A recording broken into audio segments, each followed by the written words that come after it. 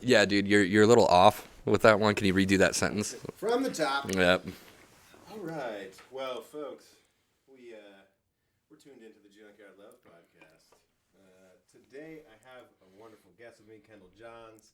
I'm super pumped to have Kendall. So Kendall will be talking about his band, Dead Crown, but I want to emphasize my exploration on all these different musicians that I'm having on my podcast. My childhood growing up, I was always a headphones kid. I was always like escaping into these different realms of music. I think that a lot of musicians and DJs and stuff can probably relate. Yeah, no, same thing for me. I was the weird kid. I was always listening to music, and Yep. That's why I fell in love with it. It was my escape. It was my own little reality away from the one I didn't like. Absolutely. I think that something that's important in this podcast is to express those dorky things that we kind of brush over and really like emphasize the importance of them, because a lot of so what would you genreify your guys' music? Oh man, we say we're a metalcore band. Okay. Yeah, so like metalcore, I guess, is like modern metal for like, I guess, millennials. It's a relatively kind of new thing, like probably like the late 2007, 2010, I think, is when metalcore became like a genre, because before that they were calling it like new metal, and then like it kind of evolved past that. Like I would say it started with like Killswitch Engage and like Avenged Sevenfold. It's crazy you mentioned those two. Those are like my two favorite when I was a kid, walking in my headphones and trying to not get beat up by rednecks who are driving by, and I'm just like, for sure, Avenged Sevenfold pumping up. Dude, yeah. So that's kind of like what started metalcore, and then like it kind of evolved and turned into the thing like I mean, the stuff where like, people really, when I was like listening to this shit and stuff, the stuff where people really liked to, call you a faggot for wearing skinny jeans and shit like that. Right. Like bands like Asking Alexandria, Attack, We Came as Romans, like they started doing all that shit. And now like it's evolved into like this whole new thing. There's bands like Knocked Loose, who's like a hardcore band, but they're metalcore. I don't think I've heard of Knocked Loose. Yeah, they're like, it's weird, dude. Like, but yeah, we're a metalcore band, and it's like such a deep, I can give like a fucking probably 2-hour fucking seminar on just what metalcore is and how it's evolved. Yes.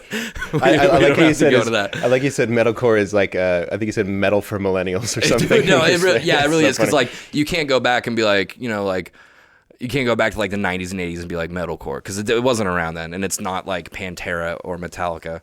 Like every time we're at the fucking gas station, Jesus, like people are like, y'all in a band? We're like, yeah. We're like, what kind of music? Metal. Like, oh, it's like Metallica. Dude. Sure, yeah. Like, I'm not gonna be able to explain this to you, but yeah. Bill. Yeah, yes, Bill. Yeah, exactly. Or we get Disturbed. They're like, yeah, oh, heavy shit. I love Disturbed. And it's like, well, what's weird with those conversations is they're like, hey, I'm going to ask a question about you so I could tell you about myself. Yeah. It's like weird. Like, dude, when you ask about someone, when you're like, hey, you guys are in a band? Oh, that's cool. Tell me about your band. Like, don't be like, hey, are you like this? Because I know this about this. Yeah, and usually when those conversations happen to us, it's like 3 a.m. at a gas station. Oh, right. And you just had a show. Just had a show. We're tired as fuck. And like me, I'm a pretty, I'm not overly nice. Like, you're a very nice guy. I'm probably not as nice as you. So when like I'm not feeling it and like I don't want to talk, I'll just be like, yeah, what the fuck ever. Mm-hmm. And I'll just kind of like say shit to get by and just be like, all right, bye. Give me my fucking gas and my energy drink. Right. I'm pretty like standoffish and cold when I want to be. But so yeah, I usually just like, yeah, okay, bye. Okay, buddy. Yeah, all right, sick. Yeah, thanks, Dan. I mean, I have those times too where sometimes I just need to like get away. Dude, yeah, I do that quite a bit. Yeah, I mean, hey, touring and shit as much as you guys do, and staying up late. I mean, I know how that goes. Dude, yeah. So with your I'm going down this chair, man. I got to get it fixed. Every time that I lean in the specific right spot, I just all my work chairs do that too. You can't escape it. I need to get like a chair sponsorship for the podcast. Yeah, that's why I'm scared to buy like a $300 chair. Because what if it just does that shit? Because all the chairs I've had does that, and it's like I'm not spending $300 on a fucking chair for it to not work properly. $300 on a chair, and then, dude, shopping for anything nowadays is just madness. Shopping for a chair, like you search chair, and there is 17,000 results. Yeah, it's so stressful. And you have to. You don't even like if you're doing it online, you don't even get to sit in it. I know. But then if you go to Office Depot or something, then you're gonna be paying way more for it. Or if you go to one of those places where they have a salesman still, Like it's just weird. Like people still go to those places. Well, no. No. I mean, they have those, but I'm just saying, like, I guess I was thinking of Big Lots. Like, you go to Big Lots. What the fuck is a Big Lots? Holy shit. You haven't been to Big Lots? I've never been to a Big Lots, no. Okay, so they have a Big Lots next to... they have one in town? They have one in town in Kelso. It's, like, next to Joann's Fabrics. Okay, like I've seen it, but I've never... I've never known what the fuck Big Lots is, so I'm like, I'm not going. I think that it's just stuff that, like, we had some extras in the truck crashed, and so we have to sell them for cheap, and so they send them to Big Lots. What a weird fucking store.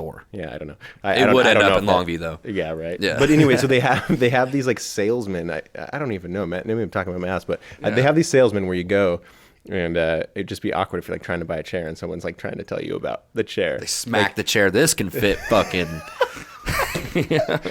Trying to really sell you on it. Look how fucking nice this glides up and down. You could sit here. Okay. Anyway, enough about chairs. Yeah. So one big thing about your guys' music. So I started to this morning. I was like, oh, I want to uptick on Dead Crown. I want to look up some lyrics a little bit. I started looking up lyrics, and I was like, okay, I'll screenshot that. And it's. I was gonna like bring up some specific lyrics, and I'm like, that's just corny at this point because there was so many.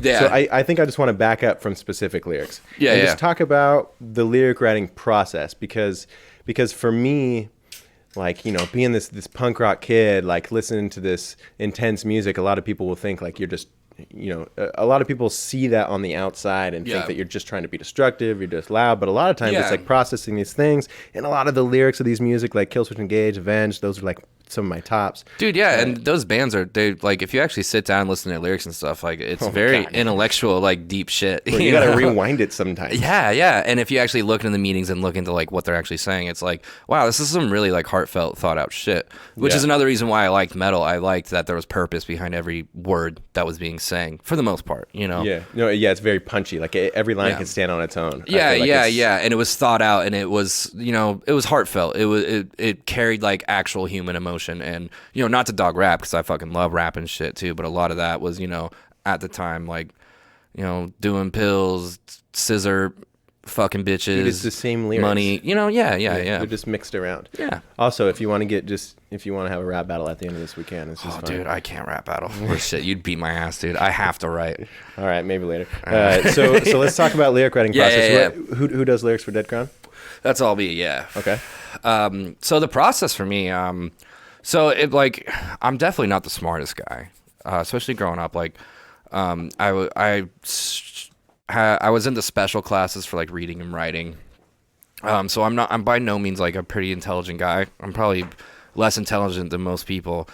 But because of that, I've always tried, and if you like look at Dead Crown and our lyrics and stuff, I always try to be just cut and dry, to the point. You don't have to think hard to get the fucking message. Right. I always try to just, and I do that like not just for myself, because as a listener, that's always what I liked, and that's what I want to do to people listen to our music. I don't want to use such big words where you're like, what the fuck does that mean? I say it, you get it. You got to condense this insane emotion down. And it's just like, and like, I'm not the smartest guy in the room. I'm not gonna try to be, here's what I'm trying to fucking say. I'm just gonna fucking say it. Mm-hmm. And just like no wall between listener and what I'm trying to convey, So my writing process, excuse me, especially for this last album we just did, it was mainly a lot of, I would just, like, we would demo out the song, and then I'd usually, to be honest, just go to my fucking local bar by my house, order a double tall vodka soda with lime, have probably like 2 or 3 of those, get fucking smashed.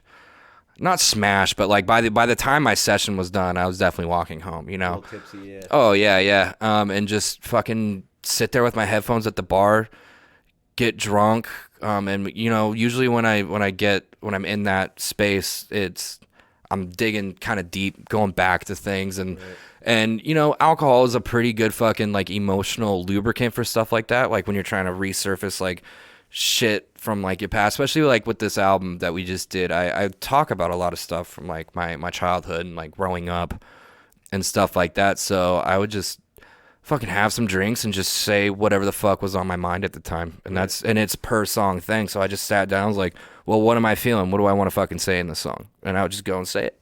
And that's how in depth the process is. It's that simple, you know. Yeah, it's so beautiful though. I mean, it's such an art. Do you ever find it's kind of like, you know, an analogy? I was visualizing, you know, like you're searching for oil, like you're sitting there at the bar and you have like this, you're just searching for oil and you haven't found it. You're going deeper and deeper, and then finally you hit, and it's like this little bit of black starts pouring up, right? You got your second drink, and you know, and then, and after a while, like this black is just filling and then you up, hit and the you're pocket, like, oh fuck, and then you hit the pocket, and then all of a sudden you're playing Johnny Cash on the touch tunes, you know? Dude. And I remember, there's usually one point with every song that I write lyrically where I hit that pocket and I write like a verse just in like 5 seconds. Oh, gosh. And it's just like line after line after line. I'm like, yep, that's fucking it. That's it. That's all I needed to say.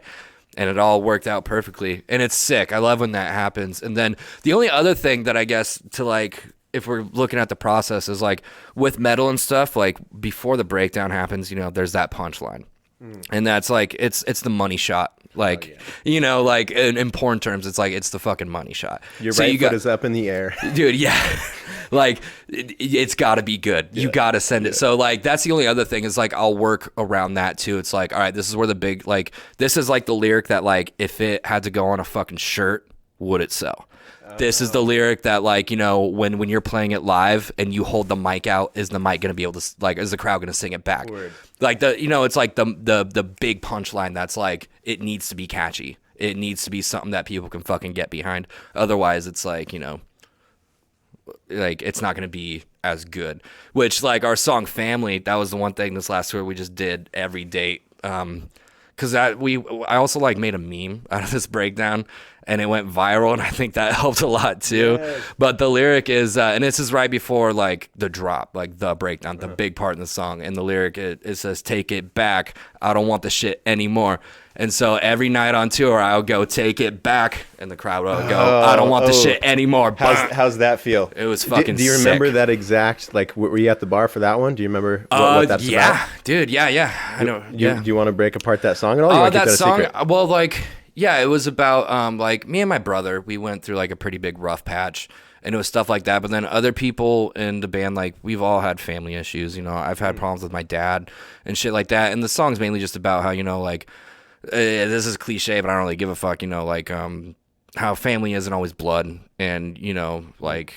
It's the realest thing ever, man. Yeah. My life. And just like, you know, especially like being a musician and like in a metal band, you're on the road with 4 other dudes who, like, dude, once you do a couple tours with these guys, like, they're like kind of closer than family, because you see each other at your highest highs, your lowest lows, and there's no fucking privacy. Like, it's all intimacy 24/7. Yeah, it's these guys. It's like good luck having a mask. Like, you can't keep a mask up if you try. Yeah, bro. It's for core people. Yeah. So like, that's a beautiful thing, though. I mean, the connection that you guys would have on stage because of that, because of just having a few tours under your belt and having a lot of tours under your belt now. Yeah. It's like, and even off stage, it's like, you know, it's so like girlfriend shit. Like, it's like, man, what the fuck would I do without these guys?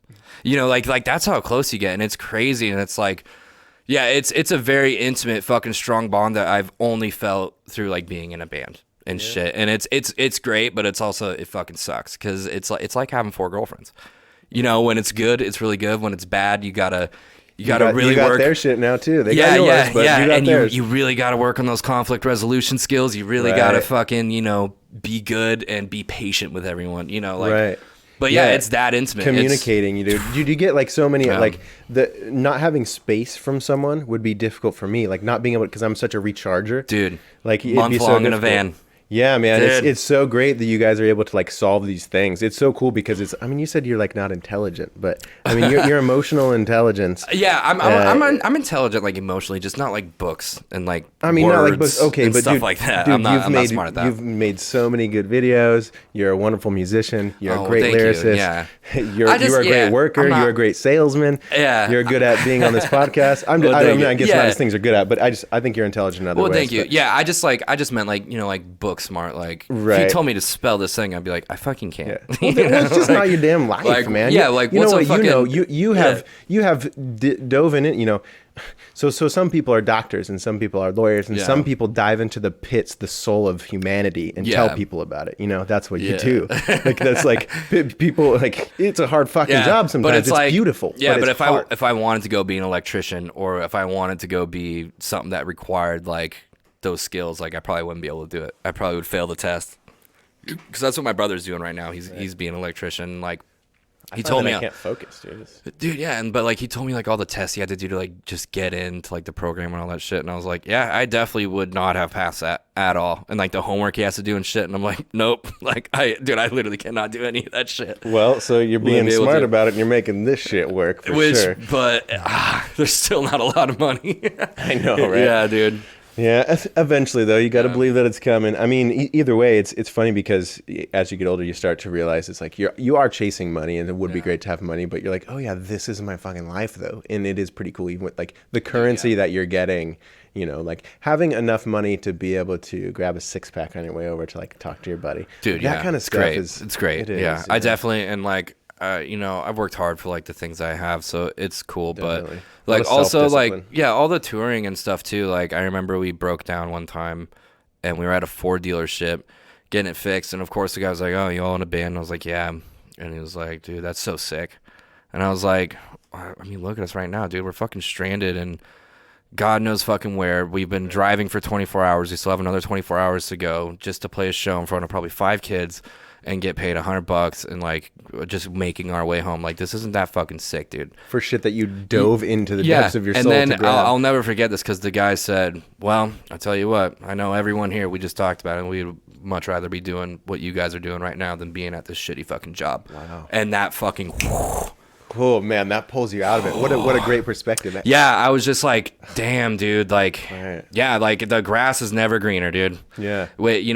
Sometimes when it's shitty. For us, we look at the other side because, you know, that's how it is being. Like, you know, we can't go get a new car. We can't go fucking live in an expensive place. We can't go spend money because, like, we have to spend it when we're on tour. And we don't make money on the road. So it's like we have to save. Like, we sacrifice a lot to do all that shit. And, like, it's really hard. It's fucking very difficult. But then to hear someone like that be like, I tell you, you know, me and the guys in the office were just talking, and we'd fucking love to be doing what you guys are doing. And it's like, damn, okay, yeah, that's it. It flips shit, and it's after that day, like it really stuck with me, and I was like, all right, I need to like don't take this shit for granted, you know. Yeah, I think you guys are doing it well. I think you got to pick your pains, right? You got to like so your pains are either like being stressed out about an electrician test, or it's being potentially stranded on the side of the road, right? Yeah, and like not knowing if you're gonna pay rent, or not knowing if you're gonna have a house to come home to, or. But it feels like it's worth it at times, doesn't it? Yeah. It definitely is, and there's also like with music and, you know, sports and a lot of professions, there's a big part of putting in your dues, and it's just shit, you know, that you got to do. And that's what I tell a lot of young musicians, like whenever someone's like, because I get asked on like podcasts and stuff a lot, like what's advice you'd give like a young musician, and it's my first thing, and I don't think I've ever heard anyone say this, and I wish I got this advice. It is learn to eat shit and learn to love it. Because that's what your first fucking years are going to be. It's going to be you're eating shit, accept it, make the best out of the shit, and just learn to fucking love it. And it'll make life way fucking easier if you just learn to love the shit. Build a shit sculpture. Dude, yeah, exactly. The shit you've been given. Exactly. And, you know, I guess that's why, like, shit's popping off. Because, you know, with this band, we've never looked at, like, what could we have? Or, like, oh, if we had this. We never bitched about anything. We're just like, all right, well, they don't want to do this for us, so we're going to go do it ourselves. Or we have this. Let's go do it with this, you know. You can't sit here and wish, like, you had that. Or, you know, like, you can only work with the cards you dealt. And especially in music, starting out, you're not going to have a good deck of cards ever for probably your first 5 years. Right. Unless you're Post Malone, which you're not fucking Post Malone. That's like a 1 in 5. Started, though? Dude, well, yeah. But his like, videos? Dude, yeah. But I mean, still, like, he didn't have to, like, go tour for fucking 10 years. Right, you know? right. But people really think there's like this, there has been a couple people who are the one-hit wonders, right? Like overnight, they have like a TikTok video or an Instagram video that goes dude, viral, yeah. and then all of a sudden they have like contracts and all this shit. Yeah. But like people think that is like it's a high percentage of that happening. No, yeah, and that's the other thing. And with Post Malone, I use him as an example too, because like he surpassed all that. He had White Iverson was the one hit. And it's like, okay, you're either going up or down from here now. Yep. And he went up. He did Stoney, which was great, followed it up, and then followed it up again. And now he's at the point where it's like, he can't go backwards now. Right. There's no way. Yeah, there's no way. Dude, I think that remember Fetty Wap?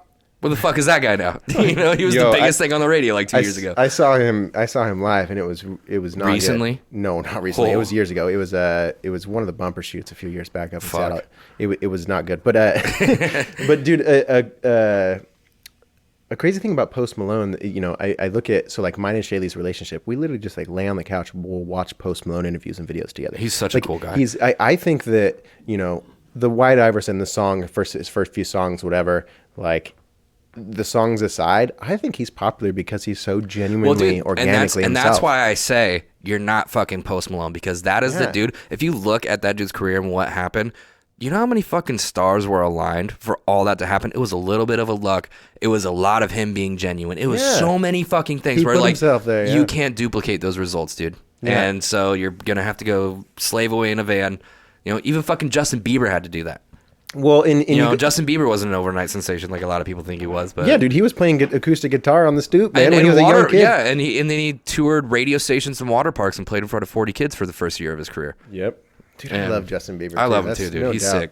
sick. So origin story. Let's back up a little bit. So what have you been into music your whole life? When did you get into it? Man, I played my first show when I was like 13. Ooh. So yeah, it's been a long time. What'd you play? What song? Do you remember? I was in a band, played guitar. Cool. Yeah, and it was my older brother. He was a drummer at the time, and he was like, "Hey, you want to come? I know you can like kind of play guitar. Like, you want to come be in a band?" I was like, "Fuck it, dude, let's go." And then that's when I just kind of fell in love with it, and I was like, "This shit's tight." And then, I did that really awful band with my brother for a little bit. I was 13. Like, what the fuck? It's not gonna be good. Just having fun. Yeah. Trying to be good. And then I joined like my first like decent band when I was 16. That was in Longview. When I was 15. We did my first tour when I was 15 with that band. And then from that band started my band that I was in before Dead Crown called We Rise the Tides. Fucking terrible scene name. But that band got, that's kind of what like put me on the map like in our scene, that old band. Because we put out a record that did like pretty well regionally.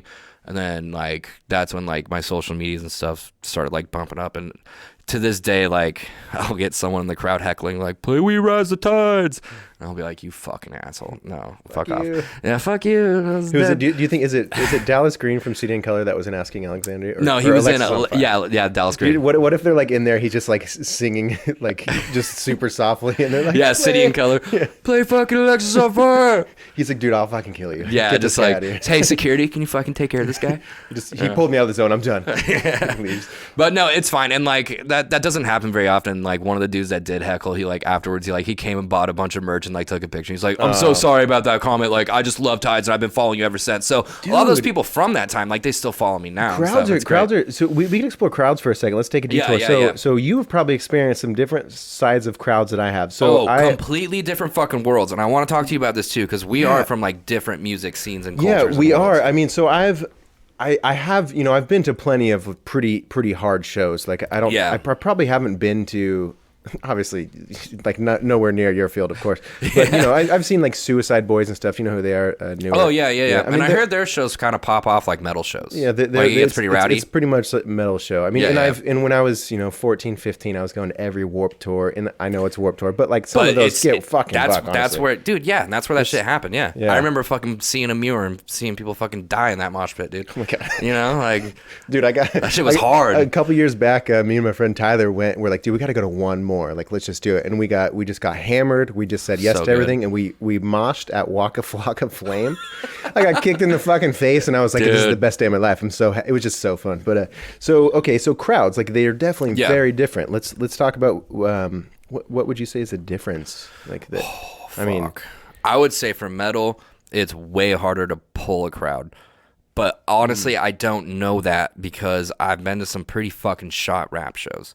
But talking to you, I remember like when I made that video for you back in the day, and you did the fucking that show out in the middle of the goddamn woods, and we were going up to it. Like, this is how like I didn't know what the fuck your world was, because I was like, hey dude, because you didn't post it publicly or anything. Yeah. So I hit you up and I remember being like, it's a renegade. yeah. But I remember hitting you up and being like, dude, how are you like promoting the show? Because I was like, dude, there's gonna be no one fucking here. There's no promo for it. Like I don't want to go shoot this video. Yeah, and like he's gonna want me to film shit. Like this is gonna be fucking awkward. Like and then I was like, oh, well, whatever. It's his fucking hill to die on.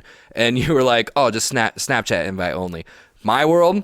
Can't fucking do that. There would be no one fucking there. Right. You gotta really push. And then I show up to this fucking renegade fucking backwoods party thing, and it's the most lit shit fucking ever. There's like how many, like 300 people there? Somewhere around people. There, yeah. Dude, and it was so fun. Yeah, it was so sick. Dude, I don't know how I started doing those. Other people down in Portland started doing them, and I would go to those.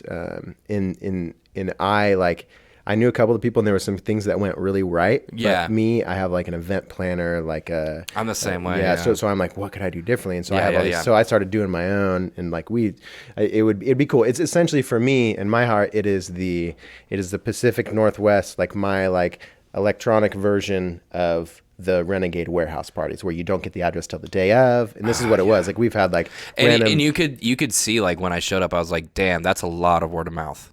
Yeah, a ton. And that's honestly the sickest thing to have, because if you are able to build that, like that's a hard hype to build, to where like someone you give an address a day of, and someone's like, I am telling all my fucking friends and we are going to this tonight. Yeah, like that's a hard fucking thing. Well, when you start to build a little reputation, like I've probably done like a little under 10 of them, and we would book like 6 DJs, and it'd be like, the date, and that it's in this county. Yeah. And then it's just like you have to get in on the circle. And yeah, get the text. Dude. Yeah, and you don't get the text till 6 hours before. And that's probably some of the magic to it. But like, so on the flip side, in like my world, like we just did our CD release show at Hawthorne. There's like 350 paid, and we had to promote that for 2 months. Hard, like annoy the fuck out of people. Promote, and like tickets flew the last week, like, and especially in Portland, Northwest, like in that, I guess our scene, like people just procrastinate a lot. Yeah. But it's like, dude, goddamn, that's so fucking stressful. If you're gonna go to something, buy your fucking tickets early, because there's people like me on the other line waiting to see. I know, and dude, just being like, oh my god, I hope people show up to my fucking show. And then the day of, they're like, oh yeah, you guys like fucking killed it. Like there was almost 400 people here. Like the show was fucking lit, and it was like, wow, I wish I would have known this, like that it was gonna go this well, like a couple weeks ago. I know, because you have all that nervousness, and you're like, dude, we haven't sold any tickets. The fuck out. It's weird because nobody seems to be able to commit to something. We were just talking about how when you schedule things, and then also like side note, like this was at Hawthorne, so like if the show flopped, that was like it was. That was our ass on the line. Rough. See, and that's something that like, dude, and we usually make a lot of money when we play our hometown shows, and this is our first time doing Hawthorne, so we're like, dude, if this doesn't go good, like fuck, we can't do this. It's crazy how much cakewalk I have, like compared to what you go through. Like it's a lot, dude. Like obviously I have my bullshit, of course we all do, but it's crazy. It's just like, it's so cool because you're like, this shit. You're like, dude, this is gonna be super hard, but this is what is pouring out of me. This is the oil that's coming out. I gotta do it. And it's, dude, and I guess that's the other thing. Like, I don't know about you. Oh, that's the other thing. I remember back when we were doing this video and stuff, you were telling me, you were like, I DJ. Were you DJing Silver Star then? Mm-hmm. Okay, yeah. And you told me that they paid you like a pretty handsome fucking amount for that shit, and like you didn't have to promote it all. Nope.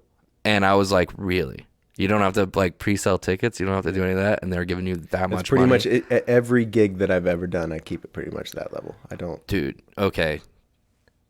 It's not that way at all. I fucking shit my pants. I was like, and you that all that money goes to you because you're just a DJ. Yeah. Like, I will say though, setting the stage for this. Yeah. I have like high school popularity that I stayed in the same town, and I rode that high school popularity. So like, you draw mad here. Anybody who books me around, or like, it was starting to go a little Vancouver, Portland, some Seattle shows. I had friends, whatever, but it was like, we're gonna book him, and we already know that we get 30 people with him.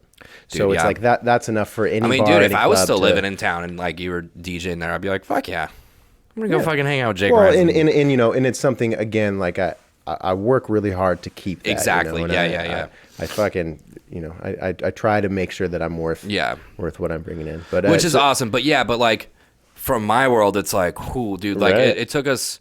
Well, it didn't take Dead Crown necessarily a while because we were pretty smart about our finances and like our shit and stuff. But like in my older bands, like, dude, it was years of pushing tickets, pre-selling before I figured shit out, and like we were worth enough of shit to learn to run our own shows, so there's no promoter taking all of our fucking money, and then like just figuring it all out so that now we're in a position where it's like we play Portland, we're walking away with quite a bit of fucking money, and that's good, especially for like. That's the other thing, like being in a touring band and like a metal band, like, dude, there's so many expenses. So like we have a van, we have a trailer, we have maintenance on those things. Well, what about everything back home? Like, how do you, like when you're on tour so much and it's like, I got to pay my bills back home. Like you save. It's everything. That's your job. Yeah. But the band doesn't pay for any of that. Of course. The band only pays for itself. Because then, so for this last tour we did, when the day of our CD release show, after I paid all the bills and stuff, I was like, hey guys, we have $11 in our fucking PayPal account. Hell yeah. Yes, and we were like, sick. And then it was like, all right, well, we better do good this tour. Played 6 shows, came home with about $4,000. So that's good. That's very good. And we are I will say right now as a metal band, we are very fucking blessed to be in that situation. Yeah, because there aren't a lot of metal bands that do that. Right. And we fucking thankfully, but that's the thing. We do really well on merch and stuff. And merch is a big hitter. Like this windbreaker, we sold out of that in like 2 days. Well, do you design the merch too? Yeah. And that's the other thing. Our cost is low. You're not intelligent. Yeah, but then, like, when we get home, like, we have all this money, and then it's like, you sit there, and you're like, oh, yeah, but we have to pay this, after that merch order's done, and that, getting ready for this tour and all that, and it's gone again. Yep. So it's like... And you only have enough for one double vodka soda. Well, dude... Can't write any lyrics. Yeah. Well, that's what I mean. Like, dude, no one in the band gets a paycheck from the band itself. Like, we're not at that level yet where we can start doing payouts. Well, and then even the complications of like in the future of thinking about that 401k and retirement, all that crap. Oh, like, that's dude, just like, I was just talking. Dude, it just gets. Yeah, I was just talking to someone the other day. I was like, yeah, I work for myself and I'm an artist. I don't have a 401k and I probably never will. So I don't think I'm ever gonna retire. I'm probably just gonna be. Yeah, find me at the fucking Walmart customer. I'll be the guy fucking greeting you on the way out of Walmart. When I'm fucking 70. Oh! Hey, dude, there's a couple guys that I like recognize from the Walmarts in our towns, and they genuinely make me happy because they're just happy. They're perfect for that job because they're just happy dudes. Like they just eating shit and learning to love it. Oh fuck yeah, exactly. Hell yeah, find where your place is at. Yeah, dude. Hell yeah. So jumping back to crowds, the differences of crowds. So drawing crowds, definitely. I think the biggest difference is obviously genre of music. Like it's that's a huge difference too. I mean, like let's call it like it is. It's popular music that I'm playing. Like I have it's the easy way. Like I'm not shitting on what I do because I love what I do and I work really hard, obviously. But but it is way easier. Like the fact that you guys fucking scrape your faces through nails to play these shows is just so great. And it says so much about the art and so much like you guys. Man, it's just, I just keep thinking about this 15, 16-year-old kid who I'm listening to people's lyrics and like, like you guys have 15, 16-year-old kids who are getting through their bullshit, who are, whatever. Especially after this last album. It's worth it, man. Yeah, it all is so worth it. Yeah, this last album, it did really, that we just put out like earlier this month. It hasn't even been out. What's the name of this one? It's called Crucify Me. Okay. But it did really well and like, we're starting to see the most just like general outpour of support that we've ever gotten. Like beyond like, just like before it was like, oh yeah, I kind of know that guy. Now it's just like complete strangers. Right. Inboxes getting hit.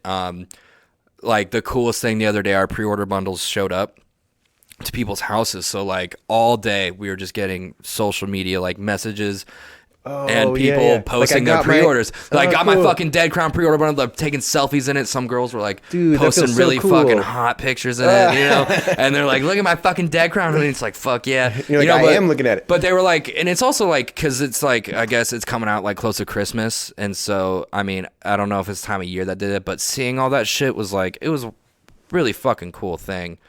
And like we've never really had that experience before where it's like, you know, there's complete strangers who like mail day came and they got our shit and they were like so fucking stoked about it that they're like, oh, on the internet, like, got my fucking Dead Crown shit, oh, and like we loved it. It was so sick. So then we were like, yo, keep it coming, like, yo, who else got their pre-orders? Like, let us know. We want to see that shit. Yes. Yeah. And so all day, like the last couple days, just been fucking people blasting that shit, and it's been such a fucking cool feeling, and it's been very like the biggest thing about all this shit is like it's so fucking humbling, and just like I almost feel guilty because it's like I feel like these people are doing like so many cool things for me, and it's like I'm not doing anything for you. Right. You know, it's like I wish I could like give back, but I know that's not how it works. You know, it's like it's just weird.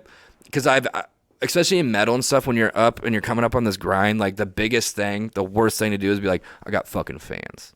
No, motherfucker, you got friends that come to your fucking shows. Right. You know, you got like it's rappers too. That's the thing. Yeah, dude, and it's like you don't got fucking fans until like that's what we're starting to experience now. It's like, oh, this is like having fans. Like I don't know these people, and I feel like I owe them something, but they don't want anything from me. They just love what we fucking do. So it's a whole new experience and like emotional thought process for me. But it's like the coolest fucking thing, and I just like. When I say like I love you all and like just thank you so much for all this shit, gosh, like yeah, I can actually it's I mean from the it. center of your chest, dude. man. It's just like thank you so much for like fucking with this shit and like spending money. Like, dude, there were so many people that bought like our $100 fucking pre-order package. It's just like you spent $100 on my fucking band. Dude, and it's like, and you trace it back, and you're like, this is literally because of me having this that happened when I was 7, and then I wrote about it last year, and dude, you bought my what? It's been crazy. It's been a crazy month, man. Yeah. Crazy month. This whole album, and like it did really good. We charted on Billboard again. We had 450,000 streams our first week. Like it's just been fucking like we're all just like, whoa. What's happening? Like, are we becoming like a real band? Kind of. Is this happening? Yeah. And then like, dude, like we're getting like a band like that I fucking love and like draw a lot of influence from. Like, hit us up on Instagram. It was like, hey, we fucking love you guys. We want to take you out on tour. And like now we're like about to go. Like, we're no way. Yeah. Wait. Okay. Oh, wait. Can you say the band, or is it released yet? It's no. Okay. But I'll say it here. They're called Lionheart. Okay. And they're like kind of like an OG hardcore band, but they hit us up on Instagram. They're like, yo, like, cause they're from Sacramento. They're like, they released an album just this month too. Mm-hmm. So they're like, yo, we fuck with you guys basically. And like, what's your guys' tour schedule like? We want to take you guys out, just do a little West Coast run with you guys. We think that'd be sick. And I was like, fuck yeah, dude. And like, you know, we've gotten like crazy amounts of like tour offers already and shit. Yeah. Some that definitely aren't good and stuff, but like, it's looking like 2020 is going to be like, oh, we're actually out on like real tours. I mean, like, being being able to have offers and choose from them, not like, hey, any opportunity we're taking. Right that's such so a cool sick. thing. Yeah. And this is like kind of the first time that I've been in that situation. So I'm just trying to like, just be fucking humble and grateful about it. And just be like, you know, and and I'm a weird person. Like I feel like I don't deserve a lot of these things. And I always have trouble with that too. Yeah. I downplay myself a lot, and I'm just like, dude, like, it's not that fucking cool. Like, but it's also like what keeps my fucking head on straight, and it makes things like not go to my head. Yeah. Cause I never want to be that guy that like sounds. Gotta watch out for that ego, man. Yeah. And I've always been like, I've seen other people like that. I'm just like, you're a fucking asshole. Like, I never want to be like that. And like, and also like what I see in those people is they just seem so like not in touch with reality. Mm-hmm. And like, that scares me too. Like it's not that like, I don't care if you think I'm a douchebag or not. I don't want to be out of touch with my fucking reality. Did you watch the Elton John Rocket Man movie? Did you watch that? No, I need to see that though. Oh yeah, you would enjoy it. Essentially, it's kind of like it shows kind of him being reckless throughout his life. And when he's older, he kind of realizes whatever. And it's kind of like that. Like you've got to be aware. And a lot of musicians have gone through so much shit. You know, and that's what gives the beauty and the awesomeness to their lyrics, you know. But if they haven't handled it, or their lyrics aren't really a way for them to handle it, their writing is it. A lot of times it's just kind of and that's the other thing, like difference in worlds. Once again, you don't see a lot of that in metal music. What do you mean? Like recklessness and people like, and except for like back when, you know, like I would say like the thrash metal days were kind of like the last of it. You'll hear of like a dude like having fucking heroin problem here and there and stuff, but you never. It's because like the fame it's not even fame. Like even if you get really big in this metal world, you're still not as big as Elton John. Never will be. Yeah. You can still go to the fucking Walmart and just walk through. But you're big in a different world, is the thing. Like, exactly, there's certain types of people who are on your wavelength. Then. Yeah, and it's a way smaller world, but that's the thing. The fame isn't so excess where it fucks with your head. I feel like it's very manageable, which is kind of good, and it's a slow burn. There's not a lot of bands that, like, just blow the fuck up overnight in metal and stuff. A lot of them have been grinding for a long time. They've been able to be, like, ushered into it a little bit, and like, it's not just such a harsh, like, hey, you're fucking famous now. Right. You know, like... Dude, what do you think about, like, so, like, I think, like, I mean, I don't know specifically, but let's say Little Pump. Like, like, he's someone who's, like, overnight success, or these, like, rappers, like... Dude, yeah, and he's reckless as fuck. What do you think about the future of these guys? I feel like it's, like, you know, the next 5 years is going to, like... In 5 years, their heads are going to be fucked, man. Dude, they've got a whole life. Justin Bieber is almost on that... He was almost fucking... Right. He was on that path of self-destruction, and thankfully he had some people around him, I feel, that, you know, kind of helped him be like, yo, dude, you need to, like, kind of stop being a fucking idiot. Shout out to the family of the Biebs. Yeah, dude, yeah. And just imagine if he didn't have that, and he kept going down that road. That's what I mean. Like, yeah, when you get that famous that quick... You are not in touch with reality anymore. I don't think it's great, man. It's really not good at all. It locks in, like you know, dude, when you're 14. That's so terrible for you. I locked in reckless behaviors when I was 14, like, dude, out of just my life and whatever, and I didn't turn them off. I didn't realize that I hadn't turned them off. You like, when we were 14 and stuff, when we were being reckless, we didn't have millions of fucking dollars. We couldn't do whatever the fuck we wanted. So imagine just being like, hey, here's the keys to do whatever the fuck you want. You're reckless. And also hold a camera while you're doing it, so you're gonna act even more cool guy. Yeah, and everyone's watching you, which is great. It's like, yeah, you got a big fan base, but that's the other thing with our culture nowadays. You slip up, you do one fucking thing wrong, you're fucking done. You're canceled. You know, it's cancel rough, him. This you know, deplatforming shit. People just like it's like we're walking around like, hey, you're wearing your perfect hat, right? Okay, me too. And it's like, we all know we're not perfect, but we can't talk about it. We're fucking weirdo shit. Dude, yeah. So let's talk about the culture from... I want to talk about, let's say... All right, we got 65-year-old Carol. She's never been to a metal show. But her nephew...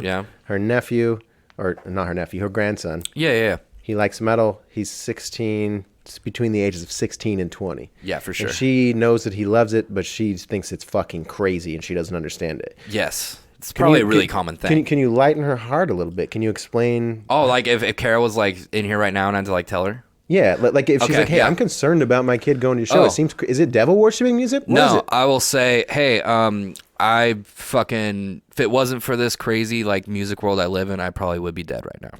Right. So Carol, like... A lot of people find this for the best reasons, and they end up in this weird this weird world of metal, probably for the best reasons ever. Because, you know, it is the land of the misfits. It's the land of the fucking rejects that, you know, got cast out and weren't fucking cool to do that, and, like, they're fucking weird for liking it. But there's so much. That's the biggest thing I love about metal is, like, it is its own little fucking world, and it's a small world, but it's our fucking world. We have our own culture within it.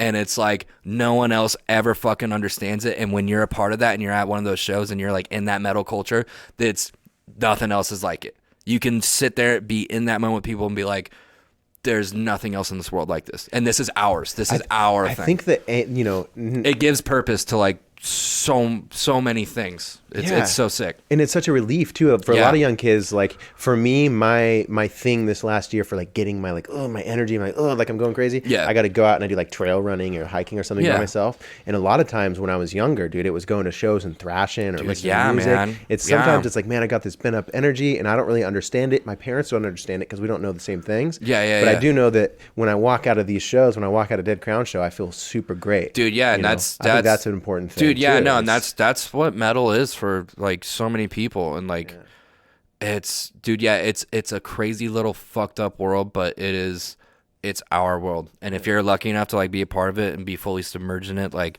you know, every metal people, I don't know, it's hard to explain, man. Like it's its own world, it's its own culture, and like it's like a secret underground club. Like you only know if you know.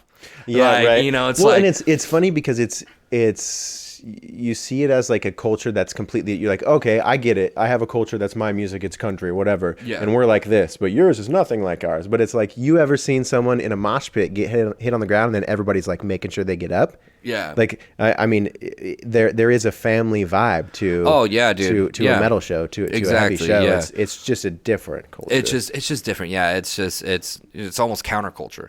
You know, like in some ways, except for now, it's getting a little more. You know, like you'll see people in fucking name brands, and some people want to flex. That's mainly on the musician side of things. You don't really see fans like wearing fucking Gucci and shit. So just off-brand Gucci. Dude, no, that's the cool thing. Actually, yeah, I'm a fucking idiot. I don't know what I'm talking about. Most metal fans are wearing fucking metal merch that they bought from bands, which is tight as fuck. Oh yeah, people are showing up in their Dead Crown shirts at our shows, and it's like, fuck yeah, thank you for buying that from us. Yeah, you're helping us pay the fucking bills, motherfucker. Like, that's sick. Fuck yeah. And you designed it, Kendall. I did design it. So. Okay, so wait, I want to. We talked a lot about Dead Crown and the culture, obviously, but I do want to talk about you as a man. You're a wonderful person, man. I met you a long time ago. Yeah. I think, did we meet, was it through PacSun? Okay, yeah. And actually, I want to give, so PacSun, because my first boss ever was Shaylee, your lovely girlfriend. Your boo thing, yeah. And huge shout out to Shaylee, because that actually did a lot for me in life. Really? Yeah, dude. I was 16. It was my first job ever. So first of all, like... I got the best first bosses in the world. Shaylee and Emily were like the best. Like, they set me up to where like I went to other jobs and I was like, these people higher above me are shit at what they do. Because Shaylee and Emily were they were the best fucking bosses you can have. They showed me a lot of things. They were fucking patient. They were they weren't assholes. Like, just like, you get, everyone has like a shitty boss experience. With them, it was like they showed me like what a boss should be. Yeah. And like, I'm so thankful I had that experience. But then also, like when I started working at PacSun and Kelso Longview, it was like, oh, you're working with those girls, huh? Because they're beautiful young girls, and like they're popular girls. And growing up, I got up and down by a lot of girls. I was never sought after. I was not, I didn't have all the girlfriends and shit. So Shaylee and Emily, like, in a weird fucked up way, they were the first kind of like cool, beautiful girls to say yes to me and be like, come hang with us and stuff. And before I was always the weird, like, I grew up in a really small town, like 30 kids in my class. And like, I was like considered fat in my class. Like, I was chubby. I was fucking weird. And I would get up and down a lot. Like, what the fuck is he wearing? I had curly fucking hair, I was just a weird kid. But they were, Can't be yourself when everybody's judging you. But I did 2 interviews, and like, they were the first people to be like, yeah. Those are that was my first experience with like, cool, beautiful girls saying like yes to me. That's crazy. That was awesome. Do you think that if you had to remember back, do you think that you went into the interview like, oh great, like these are the popular girls who are not going to like me? Do you think that you had any? I was definitely nervous about that. Yeah. I was worried about the way I have that. Yeah. I was worried that like, but it ended up not being that way. And then obviously, like, working and like with Shaylee and Emily, they were 2 of the fucking like best people I've met. Yeah, dude. I mean, I was. So and also, this is all like with the exception of like my girlfriend Kara, who like I'm still with. Like she said yes to me first. Like, love her, but of course, yeah, you get what I'm saying. No, of course, yeah, no, and I appreciate that, and I'll make sure that Shaylee notices. So she dude, yeah, but that did a lot for me, and like she was awesome, and she also helped me like break that stereotype too of like here's these like really popular girls that are probably just gonna like fucking tell me to get out of here and like not give me time of day. They're gonna make me feel small while I'm working. Yeah. And then they did the complete opposite, and they were awesome. And then I remember you came in. You also changed it too. You came in and you had an extra drink, and I was just like, oh, that's Jake. Like, he's pretty fucking cool. I'm like, I'm just this nerdy fucking kid working for his girlfriend. And you were like, hey, I got an extra drink. Do you want it? And you're like, I usually always bring one for whoever Shaylee's working with. And I was like, really? Oh, geez, I was like, fuck, yeah, dude, you brought me a drink. And I was like, that was cool as shit. And you were like, hey, how you doing? And you're like, nice as fuck to me. It's so I'm not crazy. used to that from like, popular kids. I never had that. So that was really fucking cool. What's so crazy is I know now, like, popularity. Like, popularity is such a weird thing, but it's still a word we have to use, when you used to live in a small area. But So in that situation, I don't remember that. I probably was like hoping that you thought that I was cool. To be honest, man. I know, dude. It's so crazy to do that, and it's like this like invisible barrier that and now cut you through. could even say like I'm on that opposite side too, because I know that like, you know, there's a lot of people out there that think like my band's like way bigger than what it is. You know, they don't understand. Right. You know, so like I've noticed like I'm in conversations sometimes where it's like, wow, I'm really intimidating this guy, and I'm not meaning to. Oh, and right. you know, just because like, oh, he thinks I'm in this like huge band, like, you know. Dude, I had this conversation with a couple of the DJ guys that I know. I think we mentioned on the podcast about when you have a creative job, or when you have a job that's like a passion flavored job, when other people tell you about their job, they feel the need to downplay it, and I hate that. So for example, like if someone knows that I'm a DJ and I'm like talking about that, and I ask about them, and they're like, oh, I'm just a bank teller. Yeah, I'm it's like, what, man? You're more than a bank teller. Like, it's I hate how we just like signify our jobs. As I know, and I kind of do that about myself, because when people ask me about it, I'm just like, no, I'm just playing a band. Like, it's not as glamorous as you think it is. You know, like, right. I try to like, because like I could just be a huge dick and be like, I'm in a fucking band, dude. You know, I'm fucking, it's pretty sick. We fucking charted on Billboard. We fucking, you know, I could, but rock. like, but it's like, no, it's not that fucking luxurious. Like, you know, like, I'm still not shit. Like, it's, you know, I'm doing good. I'm proud of myself, but it's like, to the outside, you know, people I'm just running into, like, I would never go up to fucking you and be like, yeah, dude, I'm doing like this sick fucking Respect shit. me. Yeah. It's just like, no, like, I'm doing all right. Like, you know, I love what I do, and I just play music. And the other thing is like, I'm also like, I just feel like anyone could do it if they wanted to. I'm like, I was able to do it. Like, if you want to do it, go do it, dude. Yeah. You know, that's how I feel about everyone. You just practice. Yeah, you just gotta like, gotta eat shit and learn to love it, and you can do anything, you know. Precisely. Yeah. Okay, so you do a lot of. A couple years ago, you mentioned you did a video for me, and the video was super dope. Yeah. That was when I was first starting out with video too. So it was good, man. It was if awesome. we were to do it again though, I have so many more like spells and tricks now. Oh, we have some things to talk about after this podcast. Okay, well, hell yeah. But so you do a lot of video work, you do a lot of merch work, design work. Yeah. What else do you do? What else? Graphic design's like my main thing, and a lot of people like, they just see my music videos and stuff, so they're like, no, you just make a photo and a music video. It's like, no, I like probably do like one a month. So like that's not like my main like money maker, but a lot of it's graphic design. So and primarily in the music industry. I've tried to break into the corporate world, but it didn't work out. I'm blessed because making it in the music industry at anything is really hard. Mm-hmm. So for the last 4 or 5 years, I've been full time doing design in the music industry, and so I like design like logos, merchandise, you know, like the packaging for like CDs and stuff like that. How'd you learn all this? Excuse me, all self-taught. Self-taught, eh? Yeah, I had this when I went to school in Kathleen at Waukegan High School. We had a graphics class. Total fucking joke of a class. Way outdated software. Just I learned nothing. It's the Windows 95. Dude, I learned nothing about design and anything. And I remember I had a fucking like a CD that I got from a band at a show. Went up to my teacher and I was like, hey, how do I make shit like this? And he just goes, I don't fucking know. Oh no. So I was like, okay. And then night insert the internet. That night I went home and cracked Photoshop. And fucking just started like, all right, let's start figuring this shit out. How old were you, think? That was when I was 13 years old. That's I think so 14 or 15, because I was in high school. Dude, I remember for me, when I first broke into music, I was like... you just pirate that software and figure it out, baby? So Ableton... So I had a friend who over in Florida who I had worked with, and to me, he was just like this genius. I'm like, dude, if there's somebody who knows how to do it... I had just gotten a laptop like 2 years before. I didn't know anything about computers. And that's it. I remember the first laptop I started doing design on. It was a $200 Toshiba piece of shit. Woo! That thing was probably heavy. It was probably loud. Slowish. Dude, like now, like I'm pissed if like my MacBook Pro doesn't fire up Photoshop in like less than a minute. Back then, I remember video editing on that thing. Dude, I remember back in the day, I would wake up early because it would take 30 minutes for everything to start up.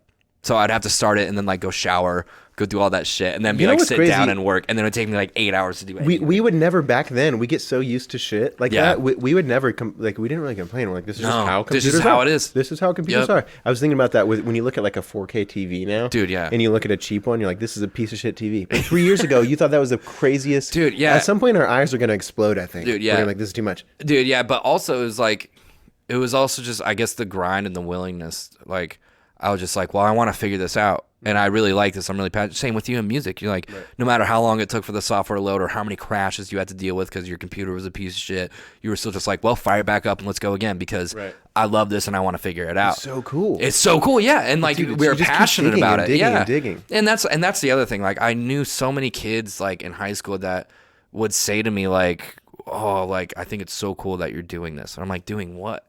And they're like, you're following like your passions, you're doing what you want to do. And I'll be like, aren't you doing that? And they're like, no, I just have to go to school. Dude, I get that, and I don't know what to say. Oh man, and I'm like, dude, thank you. Yeah, thanks, but also like, no, fuck that. You should like, if you're passionate about something, go for it. That's how I am. Just I just go want to for encourage it. everybody to like, it's Because, dude, because when we look back and talk about this now, it's like, yeah, all that shit that I went through with like those computers and all that stuff, it never felt like a hassle or work at all.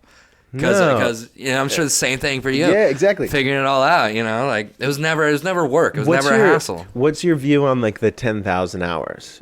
Which what is that? So 10,000 hours is like the artist. I forget who officially says it, but it's like if you want to be a master at something, you have to put in 10,000 hours. I mean, he's probably not fucking wrong. I mean, unless you're a fucking prodigy. But again, it's back to the Post Malone saying like you're not. Well, you can't count on that. We forget that there's like a conscious and a subconscious, and we have to train your subconscious that's running 90% of your 95% of your program all day. You have to train that motherfucker to be good at guitar, not the 5% that's here right now. Like, dude, yeah. It's sitting down and just fucking grinding it and doing it. Yeah, I mean, did you do guitar mainly when you first started? Was it just guitar? I played guitar until that We Rise the Tides band, and then I was like, fuck this, I'm gonna be a front man because. I was like, what was that transition like? Because you, but when I was on guitar, I was so fucking like, give me all the attention, like stage fucking guy. Yeah, so that I was like, wait, did you sing also? I did like screams, but we were like clean. We had like a front man who like sang. I can't really sing very good, so I just hoot and holler and do all that shit. But I was like, I was just so high energy and so like wanted to work a crowd. That was like I was finding myself. That is a art. I not to fucking like.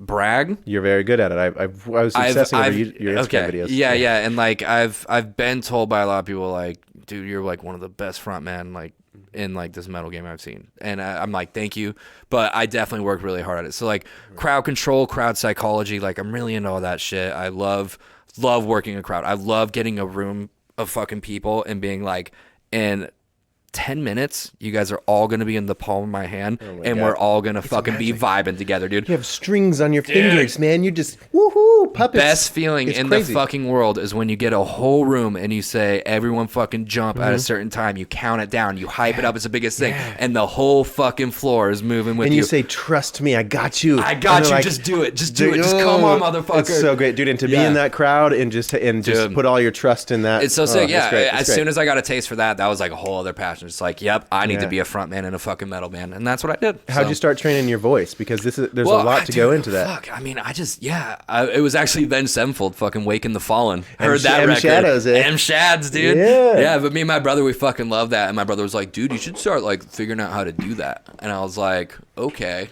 and then like, I was what like, was your 13. living situation when you started screaming? Lived with my parents though, because I was 13. Did they really enjoy that? No, my parents were supportive, but definitely like looking back at it, like they were probably just like, God fucking damn it, dude, because we sucked, man. You know, like, dude, you gotta suck though. That's the thing. You have to be. You have to miss a bunch of basketball. And my parents were shots to get supportive, and like they might have not have liked it, but like it wasn't like I'm seeing commercials nowadays on TV, like advertising things that are like. I can't remember the fucking commercial, but it was like a bunch of kids jamming in a garage, and like they were really bad. Obviously, like everyone's fucking first band in a garage is, you got to figure that shit out. But they were like, it was like a commercial to like block that out and like not have to deal with it for some product. I can't remember what it is, but it was like I remember seeing it and I was like, that's very bad.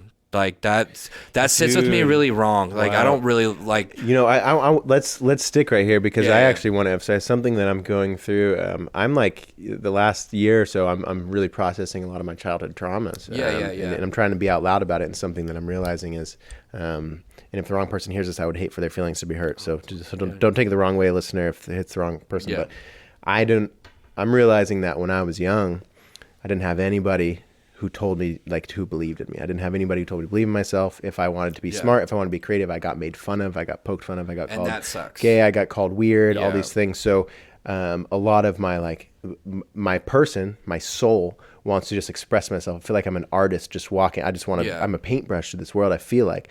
But I have a lot of, I get in front of a mic and I'm like, who the fuck am I? And I don't have self-confidence. And it's because I'm unwinding these things from when I was younger you know, and then, life happens and it's hard to you get pressed down. But so I think that the insane importance of telling a kid or telling a young person, especially or even an adult too, though. Like to like, it's okay to suck. It's okay to miss a goddamn basketball shot. It's okay to play off key. Yeah, dude. And thankfully, like, express yourself. This wasn't when I was playing music, but when I was doing sports, because my dad, he played college football. My dad was really into sports. I was probably supposed to be, I think I broke my dad's heart when I completely stopped playing sports and pursued music, honestly. But when I was growing up, I did get that from my dad with sports.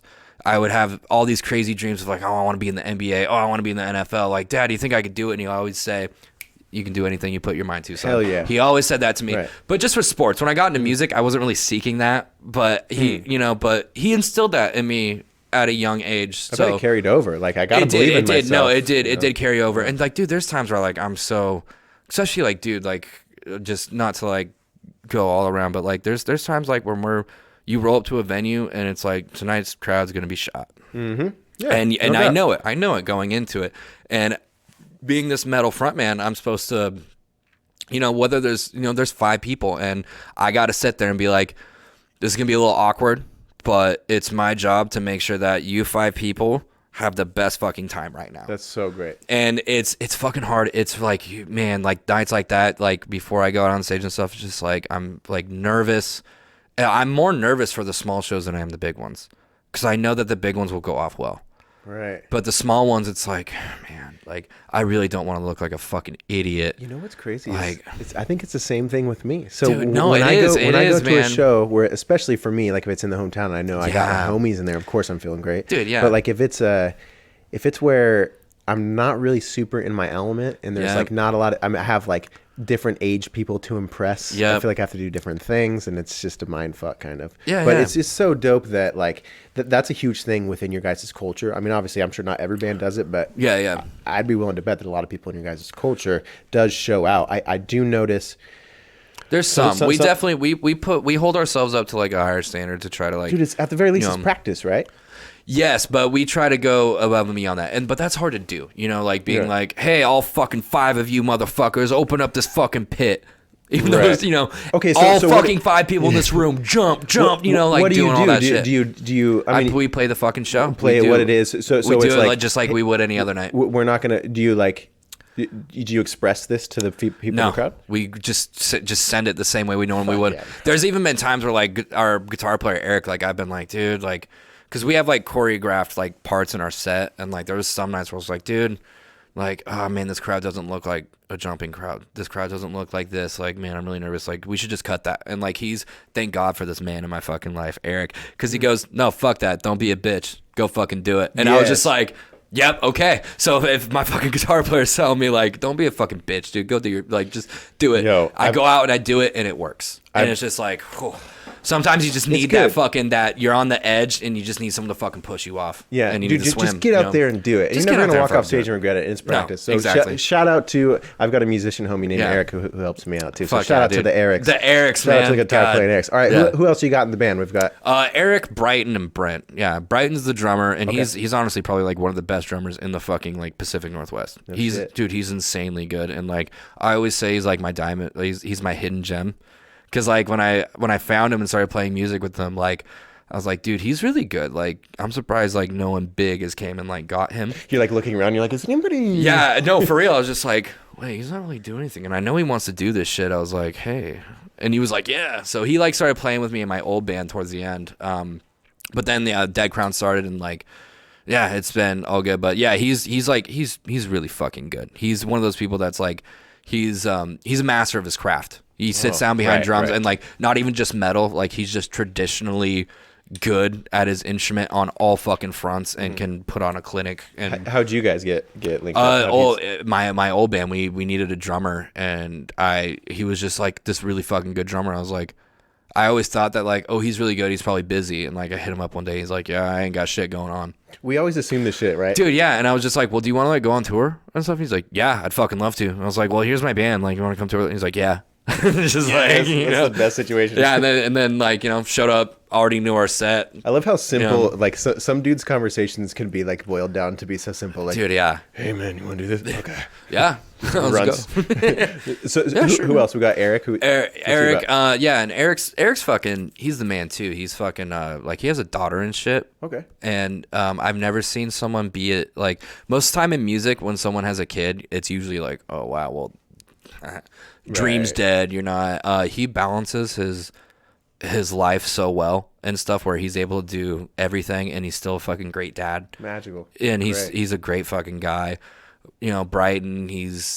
That's the other thing. Like with Dead Crown, like it's the first band I've kind of been in where we're all best friends, and it's all fucking good people. And like it's. You guys are all growth mindset too. Yeah, like, yeah, we're dude, and like everyone can drink and do drugs and handle their shit. Everyone, everyone can fucking hang. You can handle your vices, not let them handle you. Yeah, and that's and a like, hard thing and, in the and, music and world, we man. can all hang. So like when we're in social situations, like I was telling you earlier, like when we showed up and met up, like hung out with Attila and stuff. Right. Like I don't have to worry about like, oh, dude, this guy's gonna be fucking weird. He's gonna turn someone off because we're meeting these people for the first time, and it's like we need them to kind of like us. You got these homies who you love them, but you're like, please don't fucking punch this guy. Exactly. Don't punch this guy, dude. Like, or don't say something really fucking weird or awkward. Don't fucking give them like weird vibes. All of my guys. Let's not make rape jokes on the first date. Yeah, let's like that. Yeah, all my guys. You put them in a room with anyone, all of them can chill and hang. Yeah, and they're intelligent. Yeah, even with like you and like all that stuff. Like this, if like my dudes had to come hang out with like a bunch of like rap, hip hop, EDM people, you wouldn't be able to tell. No doubt. It's great. Like they're awesome. I love my guys. I always love mixing with different types of people. Yeah. But okay, so but there's some metal people that wouldn't be able to do that and would just be like, like scoffy about it, and we fucking party with everyone, I mean, I think it's just it's not even about the band. It's just being nice dudes. People. Yeah, there's just some fucking weird people out there. Yeah, that's the best way to put it. That's the damn truth. Yeah. Okay, wait. So we have and then Brent, Dead Crown is okay. Yeah, and then there's Brent. He plays bass, and he's just one of the fucking chillest dudes ever, and he's kind of like I'm kind of like the band dad. Yeah. And like band daddy. And he's like my second in command. So anything like I need. Especially out on the He's road. The mom. Yeah, like dude, when we drove through like a snowstorm blizzard, it was my first time like putting on chains, and like he was in the back sleeping. I was like, Brent, it's a blizzard.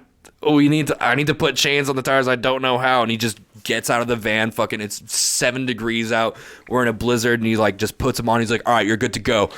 Just like anything. This is some Hallmark movie shit. Dude, it is. It really fucking is. Brent's just like always a dude where it's just like, hey, dude, I'm really fucking stressed out. He's like, what do you need? Together. Yeah, he's got it together. And he's like, let's go. Rock. He's the rock, yeah.